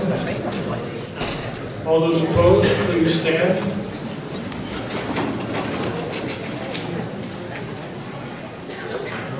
Carol, you do the middle section and that section. You do that section.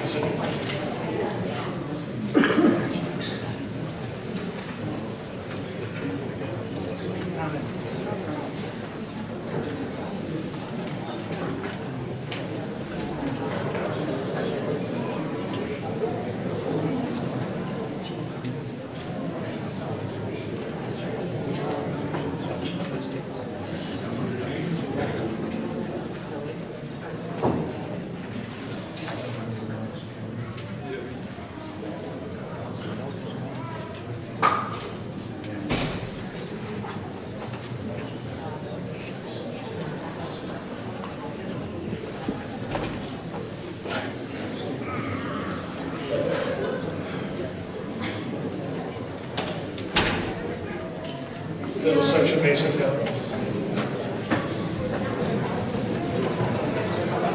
Everybody can sit down.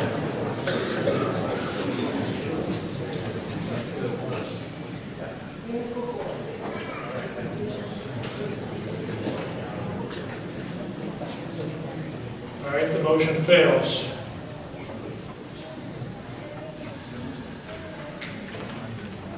107 to 65. Is there further discussion on the original article?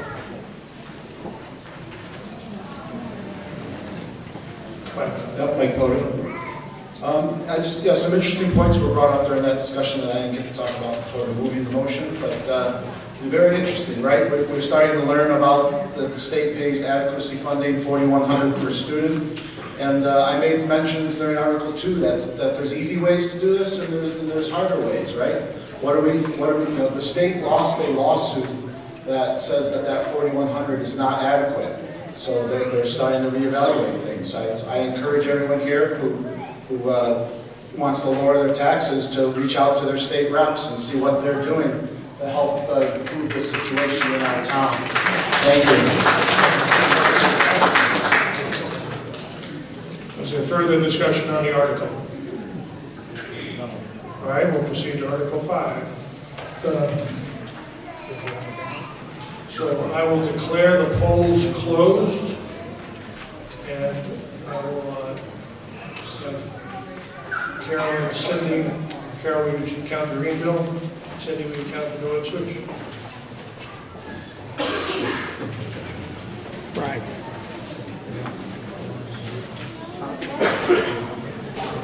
Article 5, establish a cooperative school budget committee. By petition, shall the Mascenic Regional School District adopt the provisions of RSA 32:14 and RSA 195:12, lowercase a, to establish a cooperative school budget committee. Again, submitted by petition.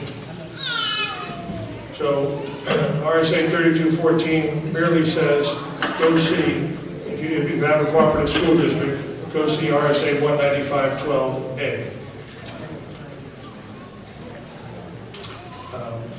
Although it does have one other piece of information in there, and it says, if the vote is favorable, the town or district shall, at the same meeting or by other means, determine the number of members at large as provided by RSA 32:15, and whether they shall be elected or appointed by the moderator. So in a cooperative school district in year 1, the positions would be appointed by moderator, and then they would be elected according to how we elect school board members. 3-year terms rotating, so initially there would be some 1-year terms, 2-year terms, and 3-year terms for those members, and then there will also be a member from the school board who would be on the committee.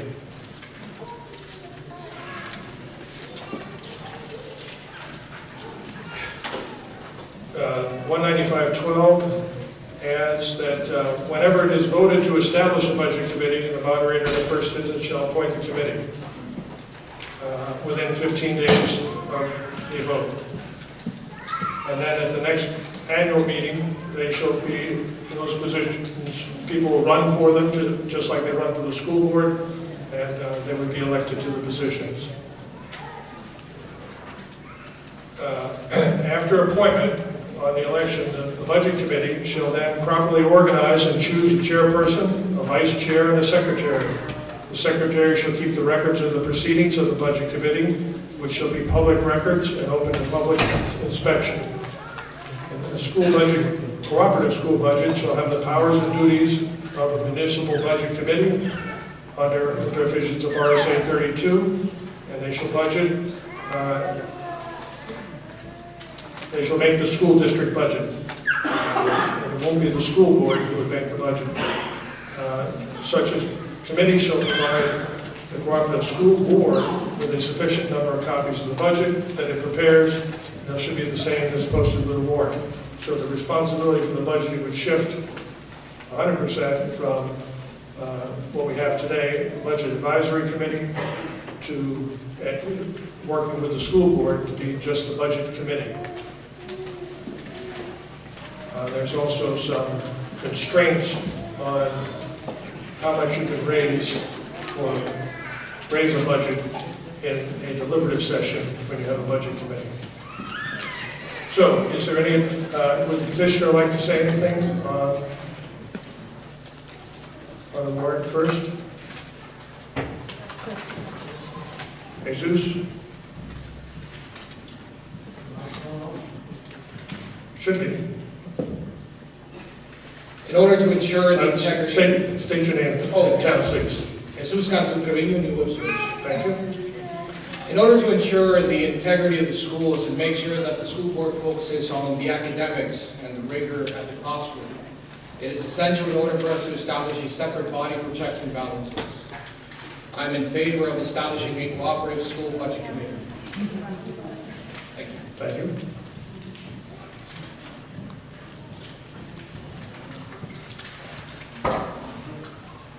Jonathan Boulay, Greenville. Thank you.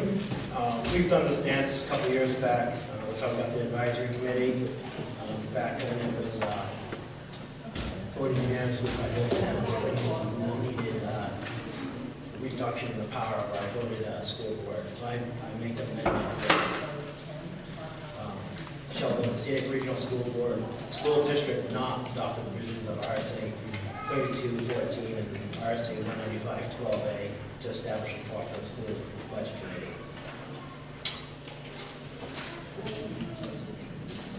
Kathleen? Kathleen, do you think that's a legal amendment?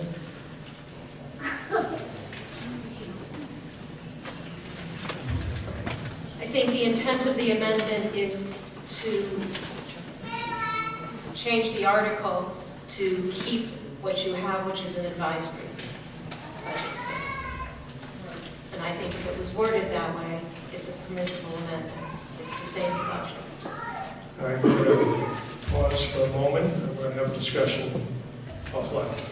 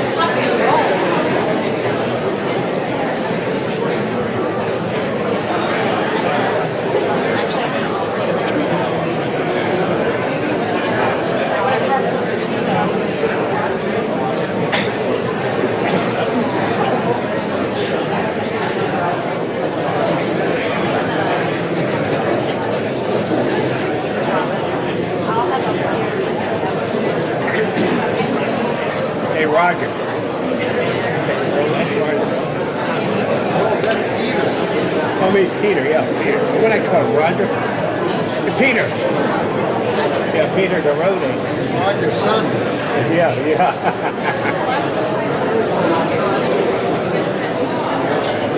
He's your brother, right?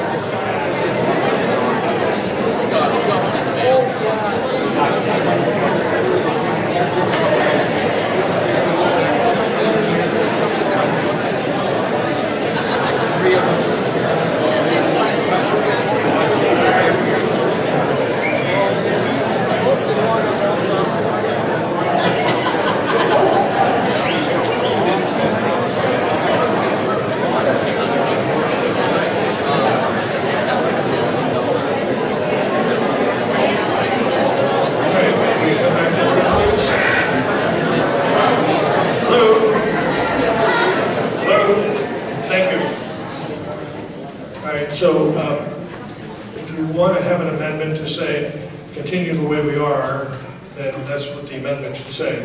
We should not put the word not in the amendment. Alright, so here's shall the Mascenic Regional School District maintain the existing budget advisory committee? Second. All right, would you sign that? And get your second to sign it?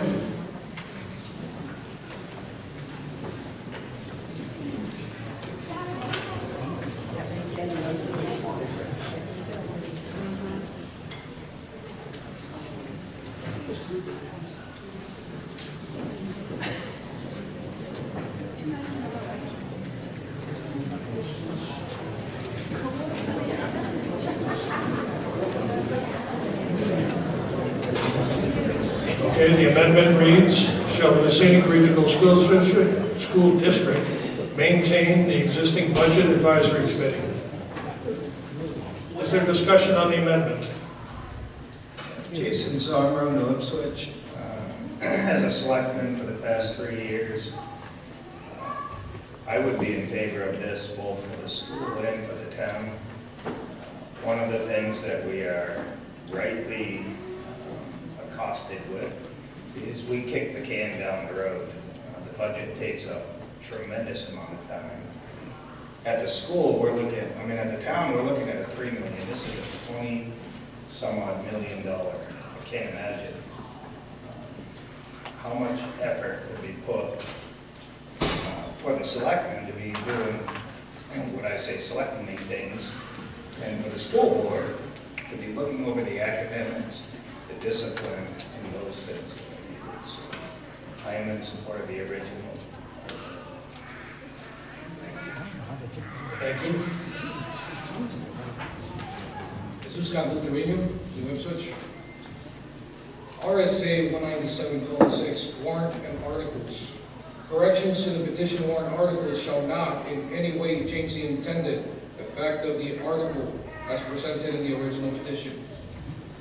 So that's when it's placed on the warrant.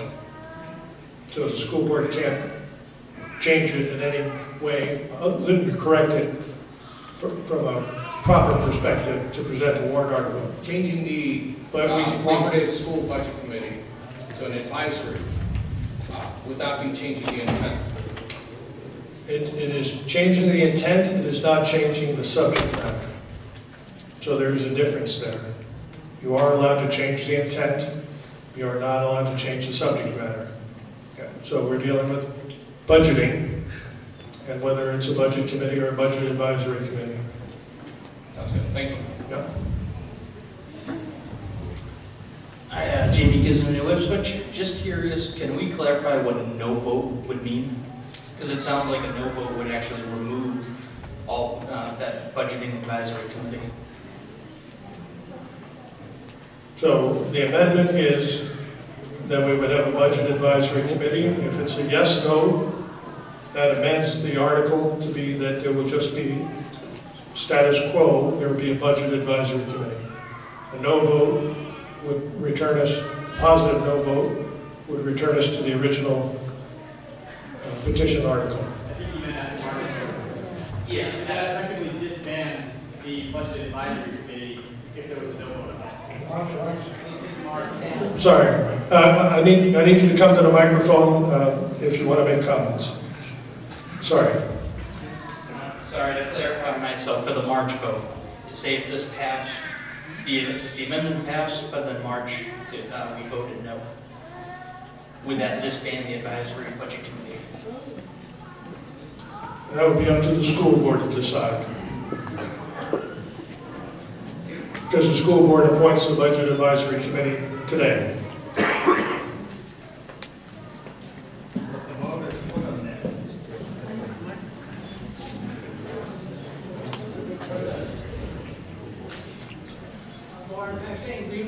Could we have a legal opinion on that?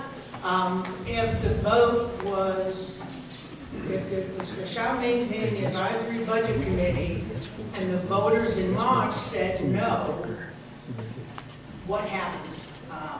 You said that the refer to the advisory, but I wonder if the attorney could address whether the vote no on shall maintain the advisory budget committee would in fact eliminate the advisory budget committee.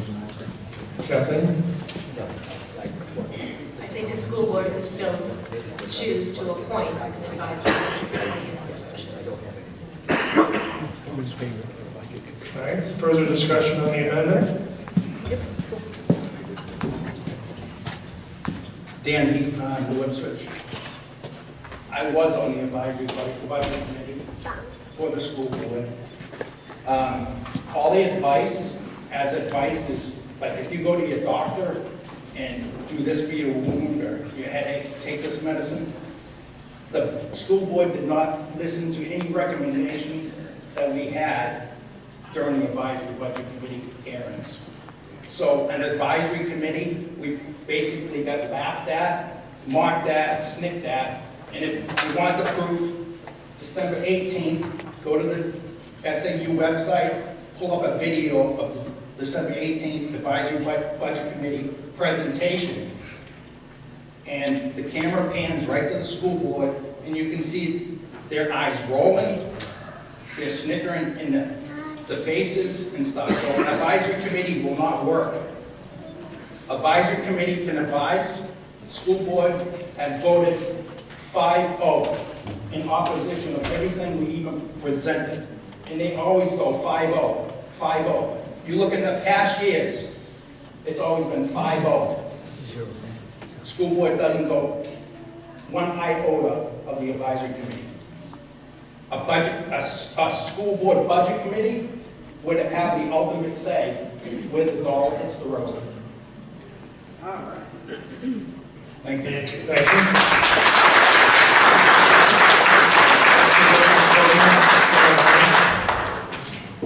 Mike Pellerino, New Ipswich.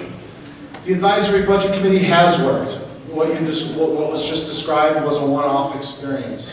In the first year of the advisory budget committee, the committee is the one who made suggestions to create some of the capital reserve accounts we have today, which are wise planning purposes for some of the expenses that come up in the district. The school board supports the advisory budget committee. It gives, and even like the selectman said, there's a tremendous job for the school board to come up with the school board budget, and that's what we elect them to do. You know, the school board has one employee. That is the superintendent. That is how school boards are designed in New Hampshire. The school board's job is not to run discipline for the schools. It's to approve the academic curriculum and to be the stewards of the taxpayers' money and budgets, which, if you review over the past 5, 6, 7 years, we've had budget increases less than 1%. I believe one year was 0.2%. Forgive me if I was wrong, but we've had percentage increases that were often around the 1% or less. The school board has been very responsible. I served on the school board. I've agreed and disagreed with members of the school board who are sitting here today, but they have been responsible, and these people do an admirable job. We have professionals that run the administration. It's a $20 million business, regulated like every other district in the nation. We have a responsibility to be good stewards of it and to comply with the laws of the land. And if we continue to do these chip away, chop off $1 million, cap this, make it Monday morning quarterbacks, come up with the budget, you will destroy the schools. And do your taxes go down? They do not. If this school gets destroyed and closes, then public education, we tuition our kids to another district where we lose all voting authority over what happens. Just pay the tuition to send your kids. Not everybody's going to homeschool. Not everybody agrees with you that homeschool provides the best education to provide for successful life experiences. So there are consequences to chipping away like this, and establishing a budget committee of people who don't work year-round to pay attention like the school board does is not a wise decision. If we want to continue down this path, your taxes won't go down. And your kids are going to ride buses, maybe to Conval, maybe to Keene. Which district will take us?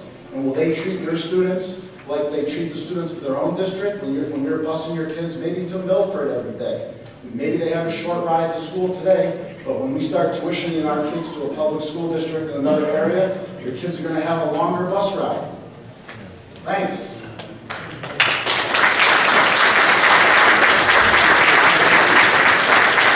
Please hold your applause. Hi, my name is Joshua Chitwood, New Ipswich. I moved to this town about 3 years ago after doing some research. I'm an active duty Marine for 20 years. I retire next month. And I say that because I did research. I hail from Tampa, Florida. My old lady from San Diego, California. Did a bunch of research here in the Northeast and chose New Ipswich to settle down with our 4-year-old son. I also sit at a local school board of directors. I'm the president and chair of a school here in southern New Hampshire currently. My first meeting was the budget committee meeting that I went to up on the hill. And I just wanted to say and kind of give my perspective on that. Come in and want to change, and it's okay, we're all in the same room. We're not all going to agree on everything, and that's perfectly fine, and that's what these are for. Because at the end of the day, it's about the next generation and the children and what we're going to do and provide them. I found it utterly appalling, like he said, the way Madam Chair acted during that meeting with the smirks, the snickers and stuff like that, because at the end of the day, you're elected by the people, and it's our voices, whether you agree or disagree, ma'am, that matters. There's not a side in it. Please address. Yeah, I'll get to my point, thank you. And with that said, and then watching the IT department talk to the board, and I believe it just comes down to time, and you guys didn't have adequate time to go over a budget and produce a budget worthy, because when an IT department is asking for $300,000 for computers, and he said, he was asked by the board, well, what are you going to do with these computers? And the answer was, I haven't thought that far yet, but I know the kids need this and we can do something. And then 2 seconds later it goes to vote and it's approved.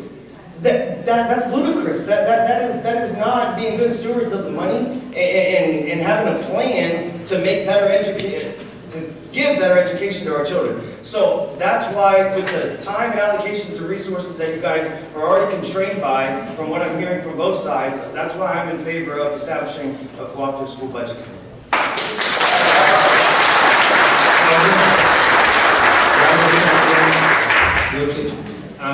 I like to keep things simple, and I'm just wondering if you can help me. I don't think we need the amendment. I think if we want a budget committee, we can vote no on this. If we want the budget committee, you vote yes. If you want the advisory committee, you vote no. You don't really need the amendment, do you? Well, there's an amendment on the table. I know the reason. So we have to vote on that first. I know, but could we have done it without the amendment? No. Well, why not? Because if you voted no on this, it would have gone back to the way it was, which the amendment is trying to do. So if you vote no on the amendment, yes, it will go back to the original article. That is correct. No, I'm saying if you had just the original article and you vote no on that, it goes to the budget, to the advisory committee. If you vote yes, it goes to the budget committee. You don't really need the amendment. That's what my thinking is. Well, I guess someone didn't want to wait for the voters to vote in March, so they want to change it now.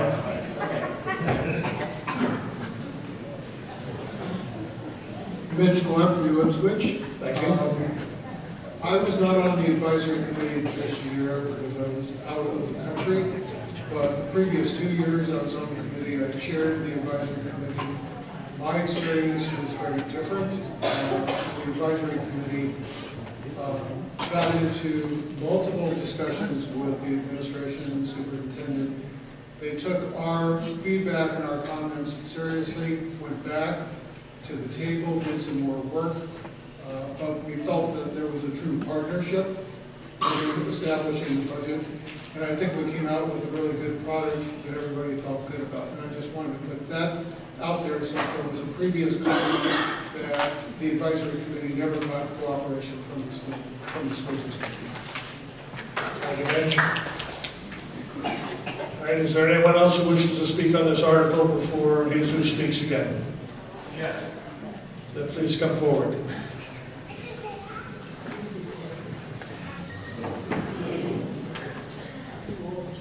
Thank you, sir. Can we move the question? Well, there was somebody, so you don't want to hear Jesus' comments. Go ahead, Jesus, but can we move the question after? Thank you. Amendment has been proposed. That's correct. I propose that those that are in favor for the original to vote no on the amendment. Thank you. Can we move the question? Your name is? Jay Hopkins, Northwich. Thank you. Is there a second? Mr. Coffey, thank you. All right, all those in favor of the We've done this up 3 or 4 times, sir. When you move the question, you have to vote on that first, right? We are trying to do that. If you haven't done it yet, you were voting, the vote on the floor now should be, you agree to move the question, right?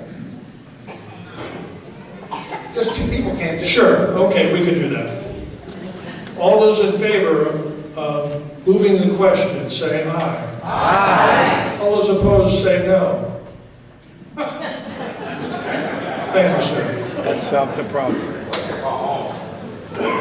All those in favor of the amendment, which says, shall the Mascenic Regional School District maintain the existing budget advisory committee, please say aye. Aye. All those opposed, say no. No. All right. All those in favor, please stand. Carol, would you do the right side, left side?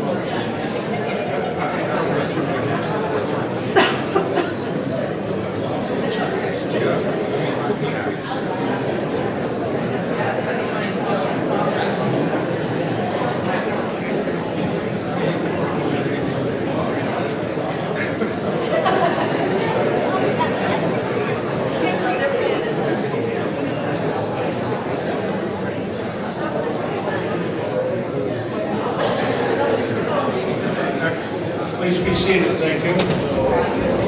All those opposed, please stand.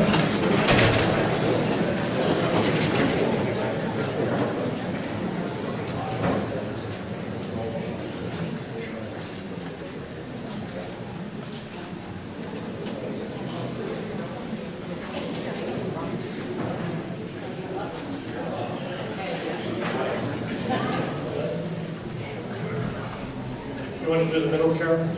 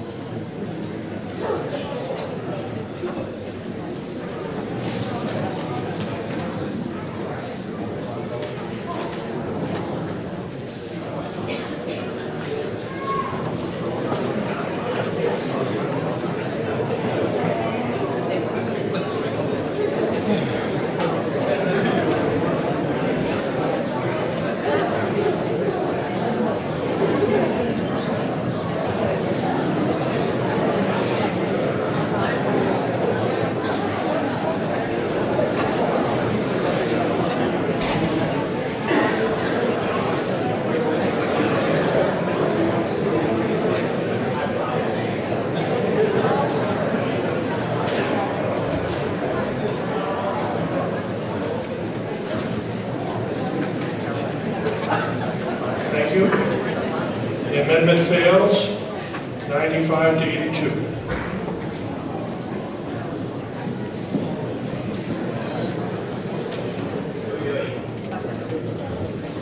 Mr. Sabaro. Yes, I'm wondering, do you have the vote count on the budget? I want to finish with this article first. Oh, I thought we're done. Well, we're back to the original article. Is there any further changes to the petition warrant article? All right. If there are none, then we'll move on to the vote count on Article 2, the budget. All those in favor, the vote was 130. All those against, 90. So the budget will be reduced to 20 million and those other numbers. 20,453,537. Is there any discussion? Mr. Moderator, I would like to make a motion. Yes, sir. I would like to move in accordance with RSA 40:10. I move that reconsideration of Article 2 be restricted. All right. Is there a second? I'm sorry, your name is? Thank you, Becky. All right. Paul? So what Jim Coffey has proposed is that we will not revisit this article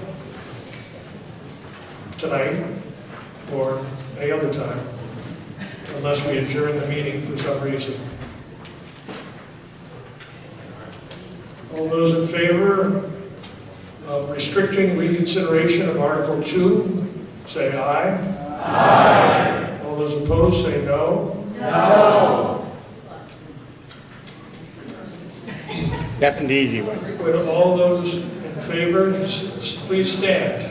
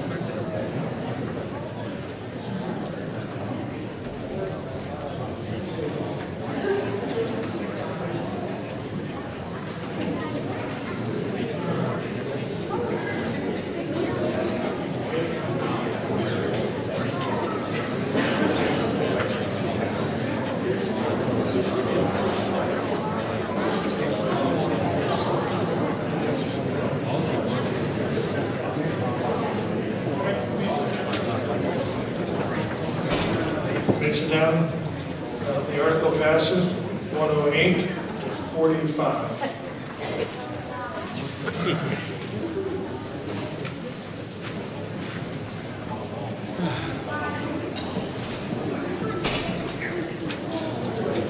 All right, we'll move to Article 6.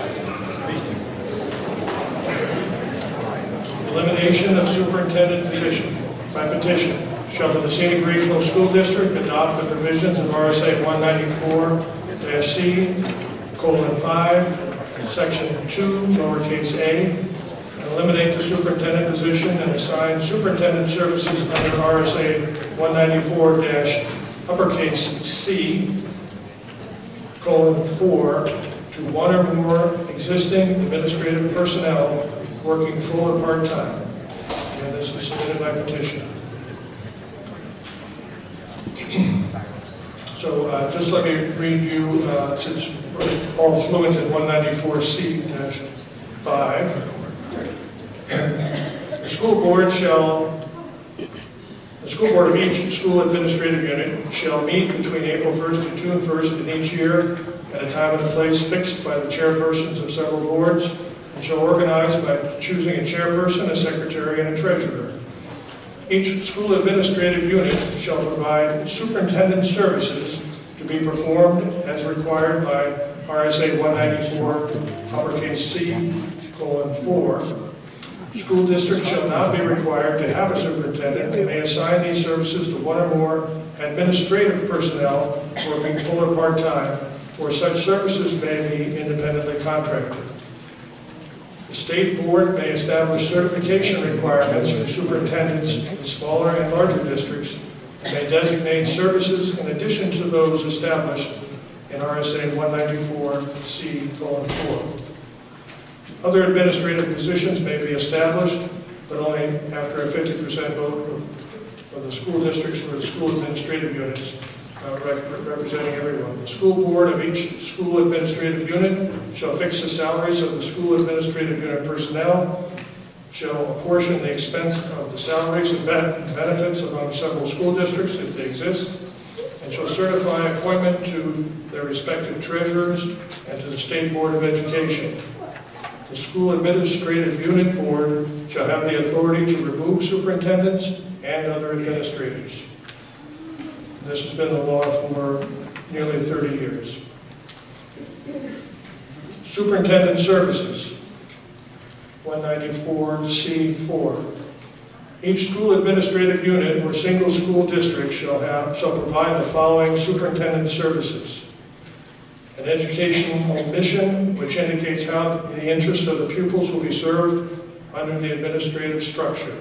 Governance, organizational structure and implementation of administrative services, including but not limited to payroll, cash flow, bills, records, files, accounts, reporting requirements, funds management, audits, coordination with the treasurer, and advisory boards on policy as necessary for compliance with all state and federal laws regarding purchasing, recruitment, supervision, evaluation of staff, labor contract negotiation, support, and processing of grievances, arrangement for mediation, fact-finding, arbitration, management of all employee benefits and procedural requirements, development, review, and evaluation of curriculum, coordination, the implementation of various curricula, provisions of staff training and professional development, development and recommendation of policies and practices necessary for compliance relating to curriculum and instruction, compliance with laws, regulations, and rules regarding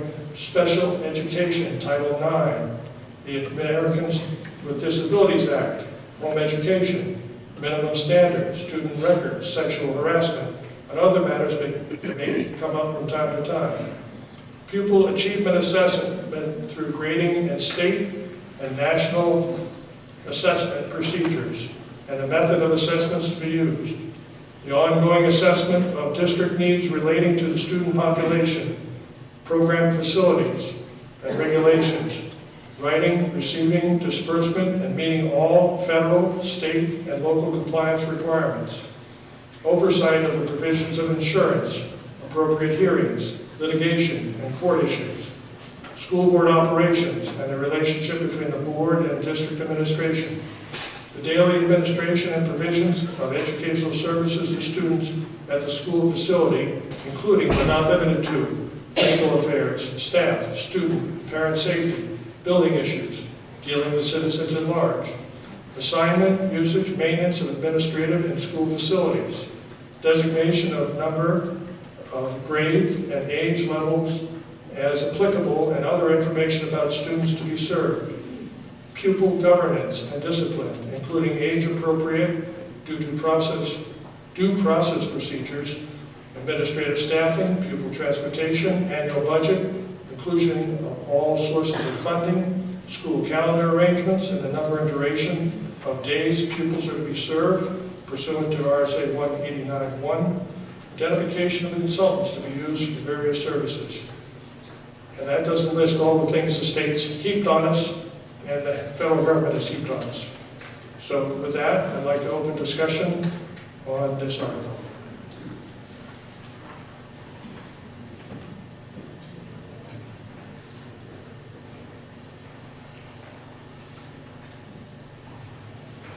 Aurora Souza, Greenville. I am currently a senior at Mascenic High School. As someone who is directly affected by all of these articles, I think by approving this article or voting yes on it, we would be extremely irresponsible as citizens in this district. I think that dispersing the administrative duties of a superintendent to multiple people could only cause chaos and disorganization, and I think it would be extremely challenging to find others that would be able to perform all of those duties, especially working with other people with other opinions. Obviously, superintendent decisions and opinions are open to scrutiny for anyone, but deciding to completely void that position would be irresponsible and it would hurt the students currently attending schools. Thank you.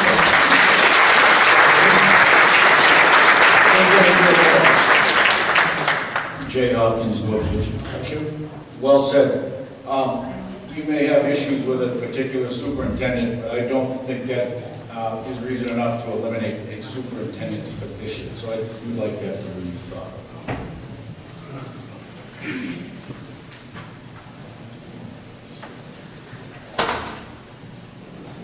Susan Gupta-Renu, New Ipswich. No school district shall be required. It's obviously been assessed, and if the research has been done, it's been done everywhere else. We already have superintendent duties that are being performed by personnel, existing personnel. The superintendent position has failed the parents, has failed the students, has failed the school district, just like the school board has also failed. So for that, I am in favor of eliminating the superintendent position. Thank you.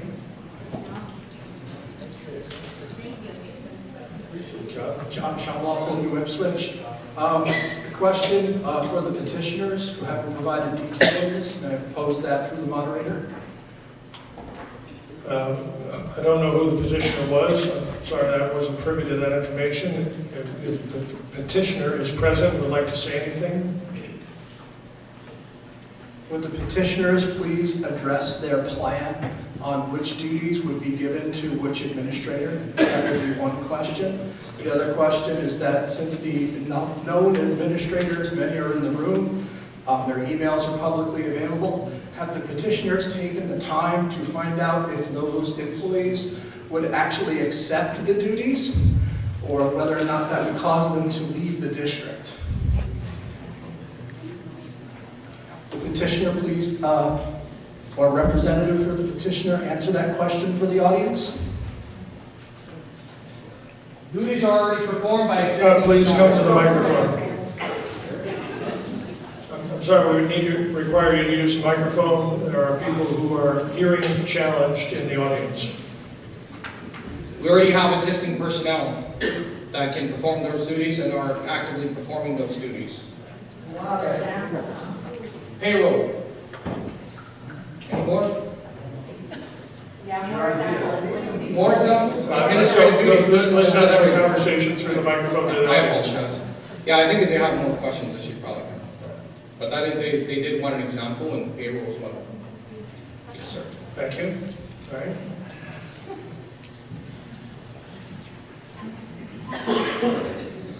Mike Pellerino, New Ipswich. My batting average tonight isn't very well, but I'm here again. They said that about people in 1775 as well, so I stand proud. All right, Mike. This is a bad idea. This is another example of you do away with the superintendent, you're making the job less palatable to our administrators who do more with less, do more with less. How are we going to attract people to make our students be the most successful they can be? How are we going to have good stewards when people are doing more with less, being stressed? This is another example of chipping away at education. It's shameful. It's shameful. And the school board has not failed. The administrators have not failed. I'm sorry I disagree with those previous statements. This is a fool's errand. Perhaps it's the influence of the Free State movement to dismantle education. For what purposes, I don't know, other than just chaos and control. Have you spoken on this yet, John? All right, so we'll let Tina speak first. Tina Hood, New Ipswich. Thank you. In corporate America, we do more with less all the time. In fact, jobs are eliminated, duties are spread out, and at the bottom of everyone's job description, it says, in all of the duties as assigned. Now, we have a problem. This school system spends a ton of money. And when you break it down per student, it is absolutely outrageous for what we get. Absolutely outrageous. And quite frankly, it's sinful, the amount of money that's wasted. It is a waste. We need to do more with less, just like corporate America does. And stop throwing money at something that's not working good. Thank you.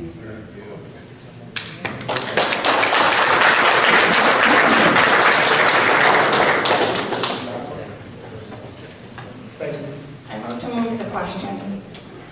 All right. Is there a second? Mr. Coffey? I'd like to comment.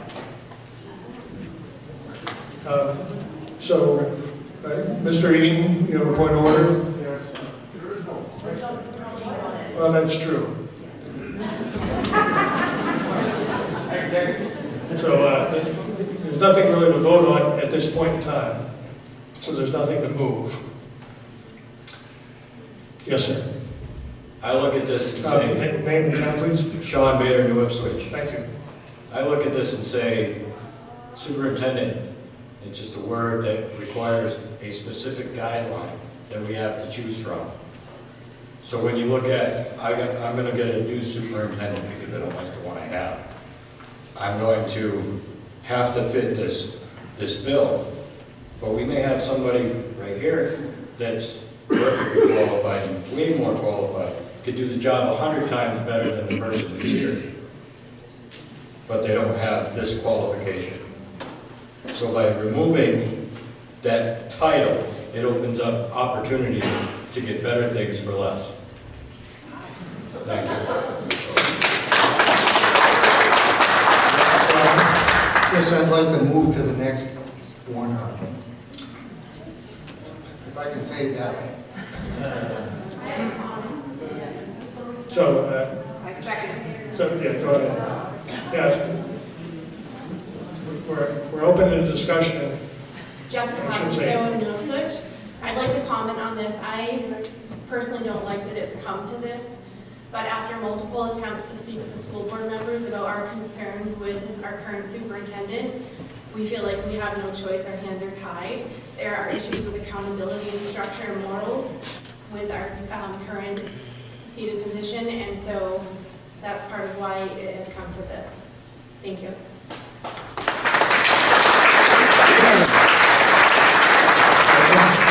Gretchen Smith from New Ipswich. As they were saying, if you have an issue with the superintendent, I don't think we should be throwing the baby out with the bathwater.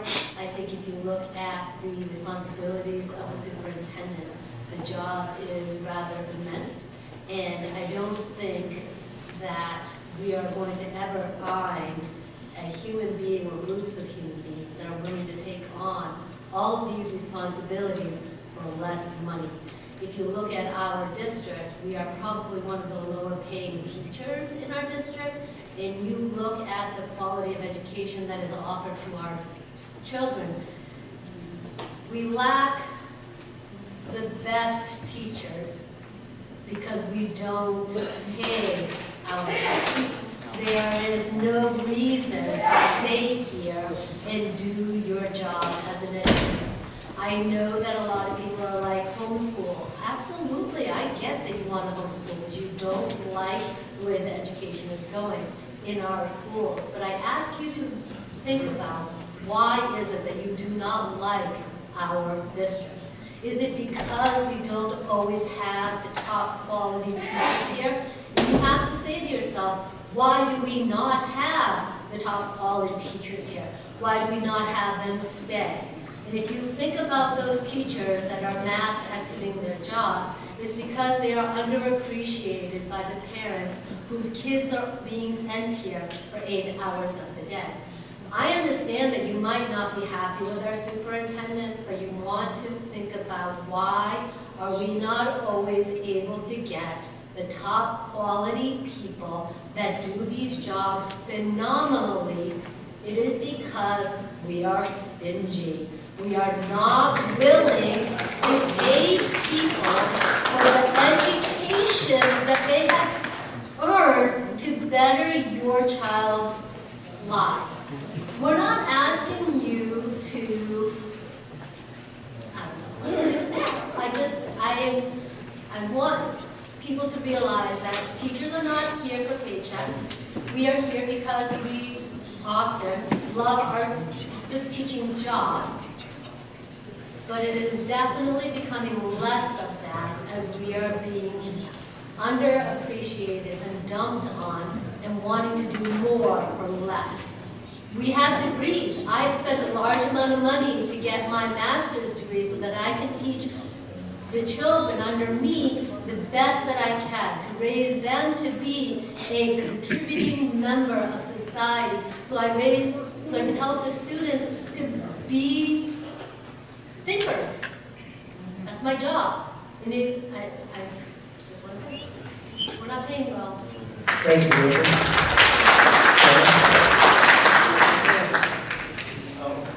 So just so folks know, I don't always like Dr. Martin either some days. Please, no personal attacks. Thank you. So, there are many challenges here. However, I am proposing an amendment to this warrant article. The amendment will read, shall the Mascenic Regional School District retain the superintendent position? Period. Do you have a second? Sure.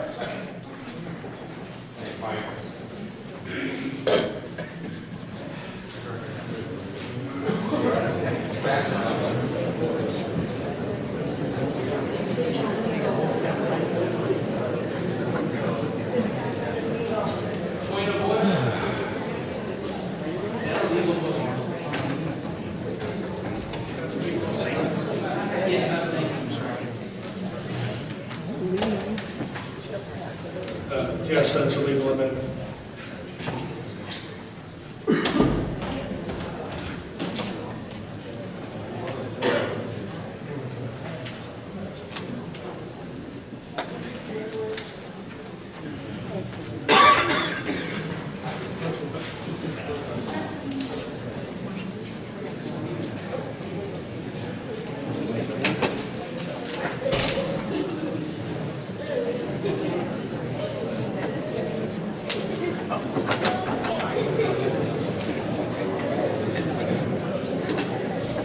amendment reads, shall the Mascenic Regional School District retain the superintendent position? Is there any discussion on this article, the amendment? I have a minor question. Yes, sir. If this amendment passes and it appears on the ballot,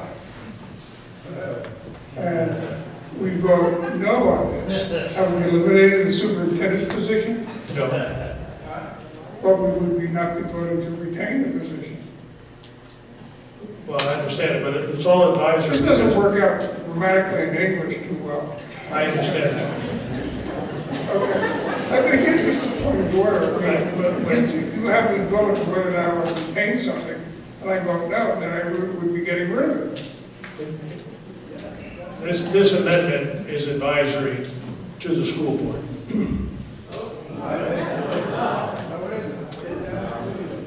The school board may choose to have a superintendent or not have a superintendent.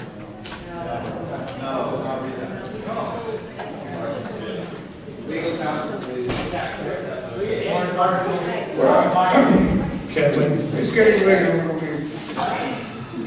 It is my opinion that the article, as originally submitted, is an advisory article, that it is ultimately the school board that decides how to organize and structure its administration. And it can take the will of the voters into consideration, but ultimately it would be an advisory article as originally written. And likewise, the amendment would have the same effect. It would still be an advisory. Mr. Sondra. Yeah, Jason Sondra of such. It sounds to me like that's one legal counsel's opinion. I think, should this be rejected by the school board in the event that it passed, there would be other legal counsel involved. Thank you.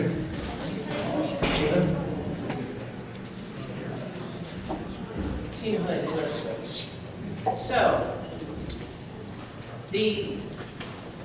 someone said that because the pay here is not good, that the teachers are not good, and therefore the education is not good.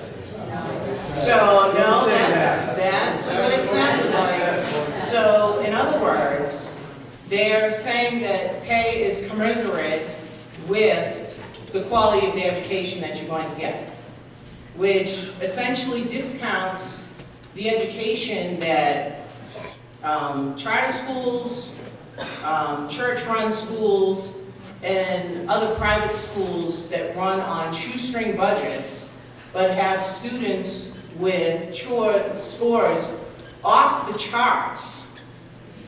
So it doesn't correlate. It does not correlate. It is easy enough to have the duties of the superintendent done by other people. There are these things called meetings where people can sit down and coordinate what each person has done and make sure that all the duties have been done. It's a neat concept. You can even do it on Zoom. It's phenomenal. Thank you. Thank you, Tina. Wrong. Does anybody else wish to speak on the, oh, you haven't spoken on the amendment, go ahead. Aurora Souza, Greenville. So I would like to say I do believe that this amendment in a way is redundant. I believe that if you would like to keep the superintendent position, vote on it in March. Vote against this in March. But I would also like to point out that the superintendent is the highest on the ladder in terms of administrative power. Dividing that between multiple people would cause absolutely nothing but chaos. And I also don't believe that there would be many people willing, especially people here, willing to take on all of that responsibility. It takes a very certain person, and it takes a certain level of education. And I know my principal could never. She is a working mother. She is about to have another baby. She is already swamped with the high school there is absolutely no way that that woman could take on the responsibilities of a superintendent. And I don't believe that there are many people out there that would be willing to work with other people at that high of a level of power. And also on the teachers not being paid enough, I will say personally, in just the couple of years that I have been in the school, I've been in the school district all my life, but in just the couple of years that I have been at the high school, I have seen multiple teachers who absolutely love their job here leave and go to other schools because they cannot make a living on what they are being paid here. There is only so much that our school can offer, and by decreasing that, you are limiting the amount of people that would be willing to work here. I have seen firsthand many teachers having to take on other jobs, other responsibilities, because we are not able to give them what they need to live. So I would just like to say that I don't think that passing off these responsibilities to other people without, having a specific job and a specific pay for it, I don't understand the concept of getting more for less, as these people have lives, they have families, they have children to take care of. They need a certain amount of pay, and they need to be able to make a living off of that pay. And I don't believe that stretching them as thin as possible to put these responsibilities on them is a responsible decision on any of our parts. Thank you.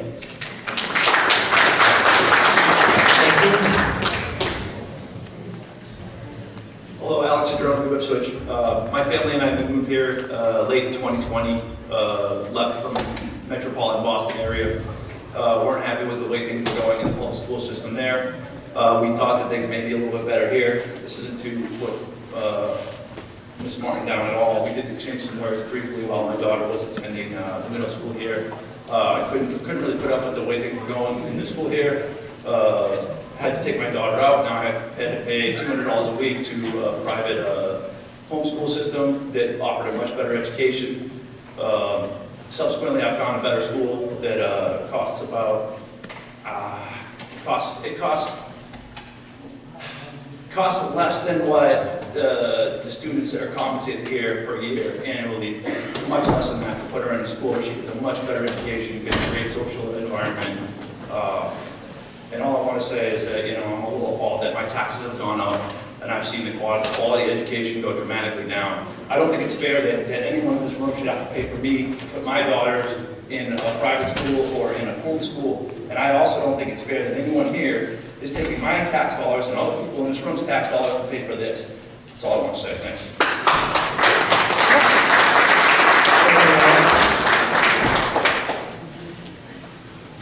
Any further discussion on the amendment?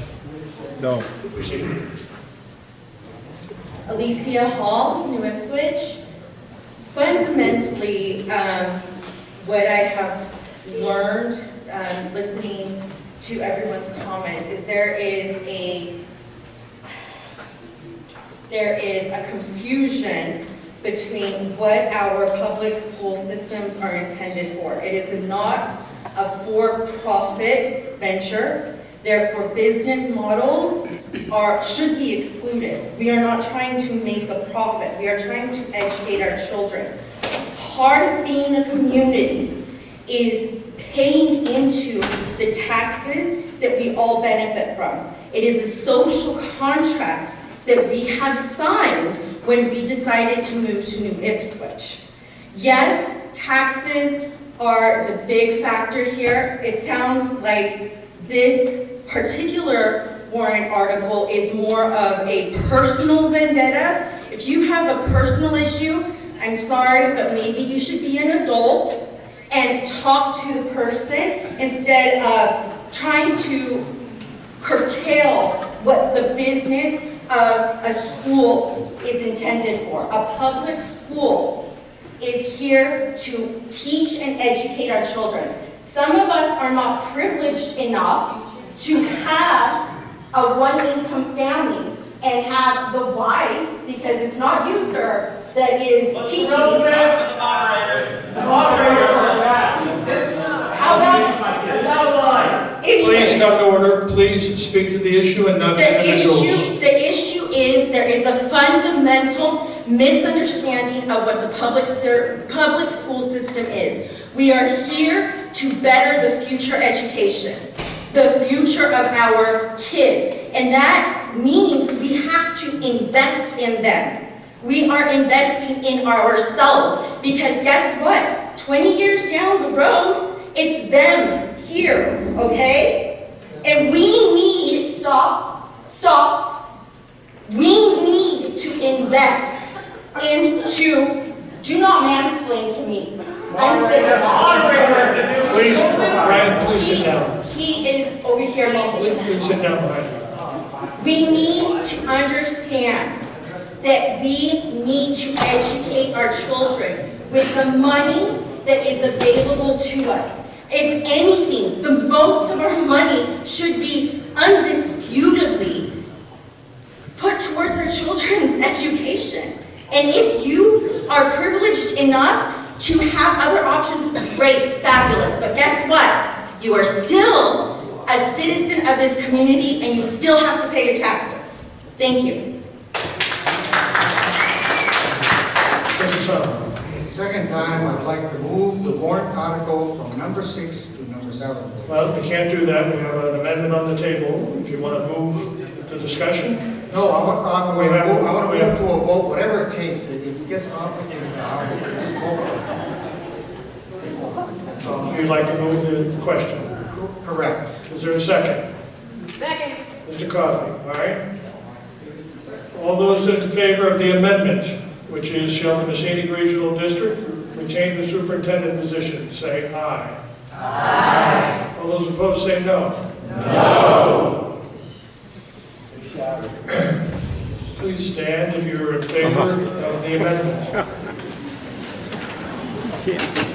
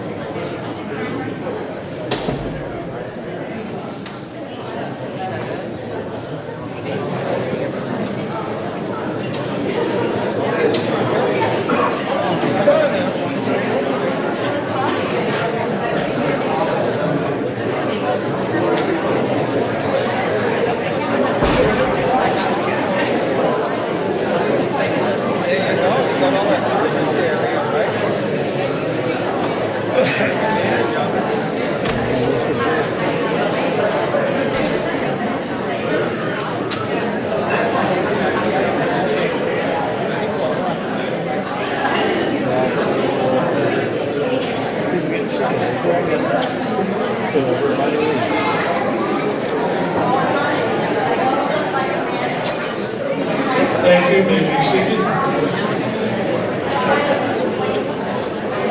Please. All right, all those who are against the amendment, please stand. All right, I'm going to declare that's a vote against it. We don't need to count. Thank you. All right, the amendment fails. So back to the original question. Is there any further discussion on the warrant article? Motion to move it. Steve Spratt, Greenville. Yes, sir. I'd like to speak against the elimination of the superintendent position. Not long ago, or it seems an hour ago or more, you read the responsibilities of the superintendent. A lot of what I've heard tonight has been based on cost and money. Of the responsibilities assigned to the superintendent, I would suggest that a vast majority of them have legal implications. If you spread out the duties of a head of an organization, you wind up, as the student so carefully put, a real catastrophe. let's look at some of the things that the superintendent's in charge of. When you start thinking about IEPs, or your out-of-district placements, or bullying, or any of those, the amount that you pay the superintendent could be eaten up with 1/4 of one lawsuit. Secondly, if you think you're going to save money on a superintendent, you have to understand that under just the rules, the normal rules of business, if you assign additional responsibilities to someone, you are going to have to pay them more. Does it take 4, 5, 6, 7 to do all those tasks? Remember, you referenced the law was 30 years old. This is not the world that we live in today. The amount of regulation that comes down daily from state, federal, the Education Commission, whatever, is almost asymptotic. Somebody has to deal with that. Now, if you're worried about saving money, this is not going to do it. You will have to find qualified applicants, you will have to pay them, and they will have to do business by consensus. That's why we have a superintendent whose full responsibility, fiscal and educational, rest on her or his shoulders. So to do this, to take an amendment and eliminate the superintendent position, it's not a zero-sum game. It's a loss. There is no way over time that a committee can do what one person can do who has the final say and right in enforcing the laws that are placed upon the educational system. Thank you.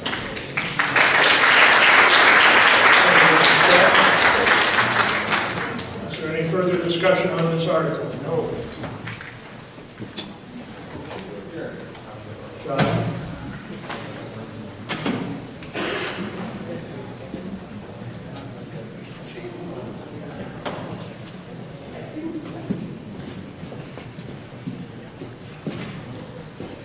So the plan here for the warrant article, as I read it, I'm going to ask for possibly legal opinion on this one, is that the duties of the superintendent would be assigned to one or more existing administrative personnel working full or part-time.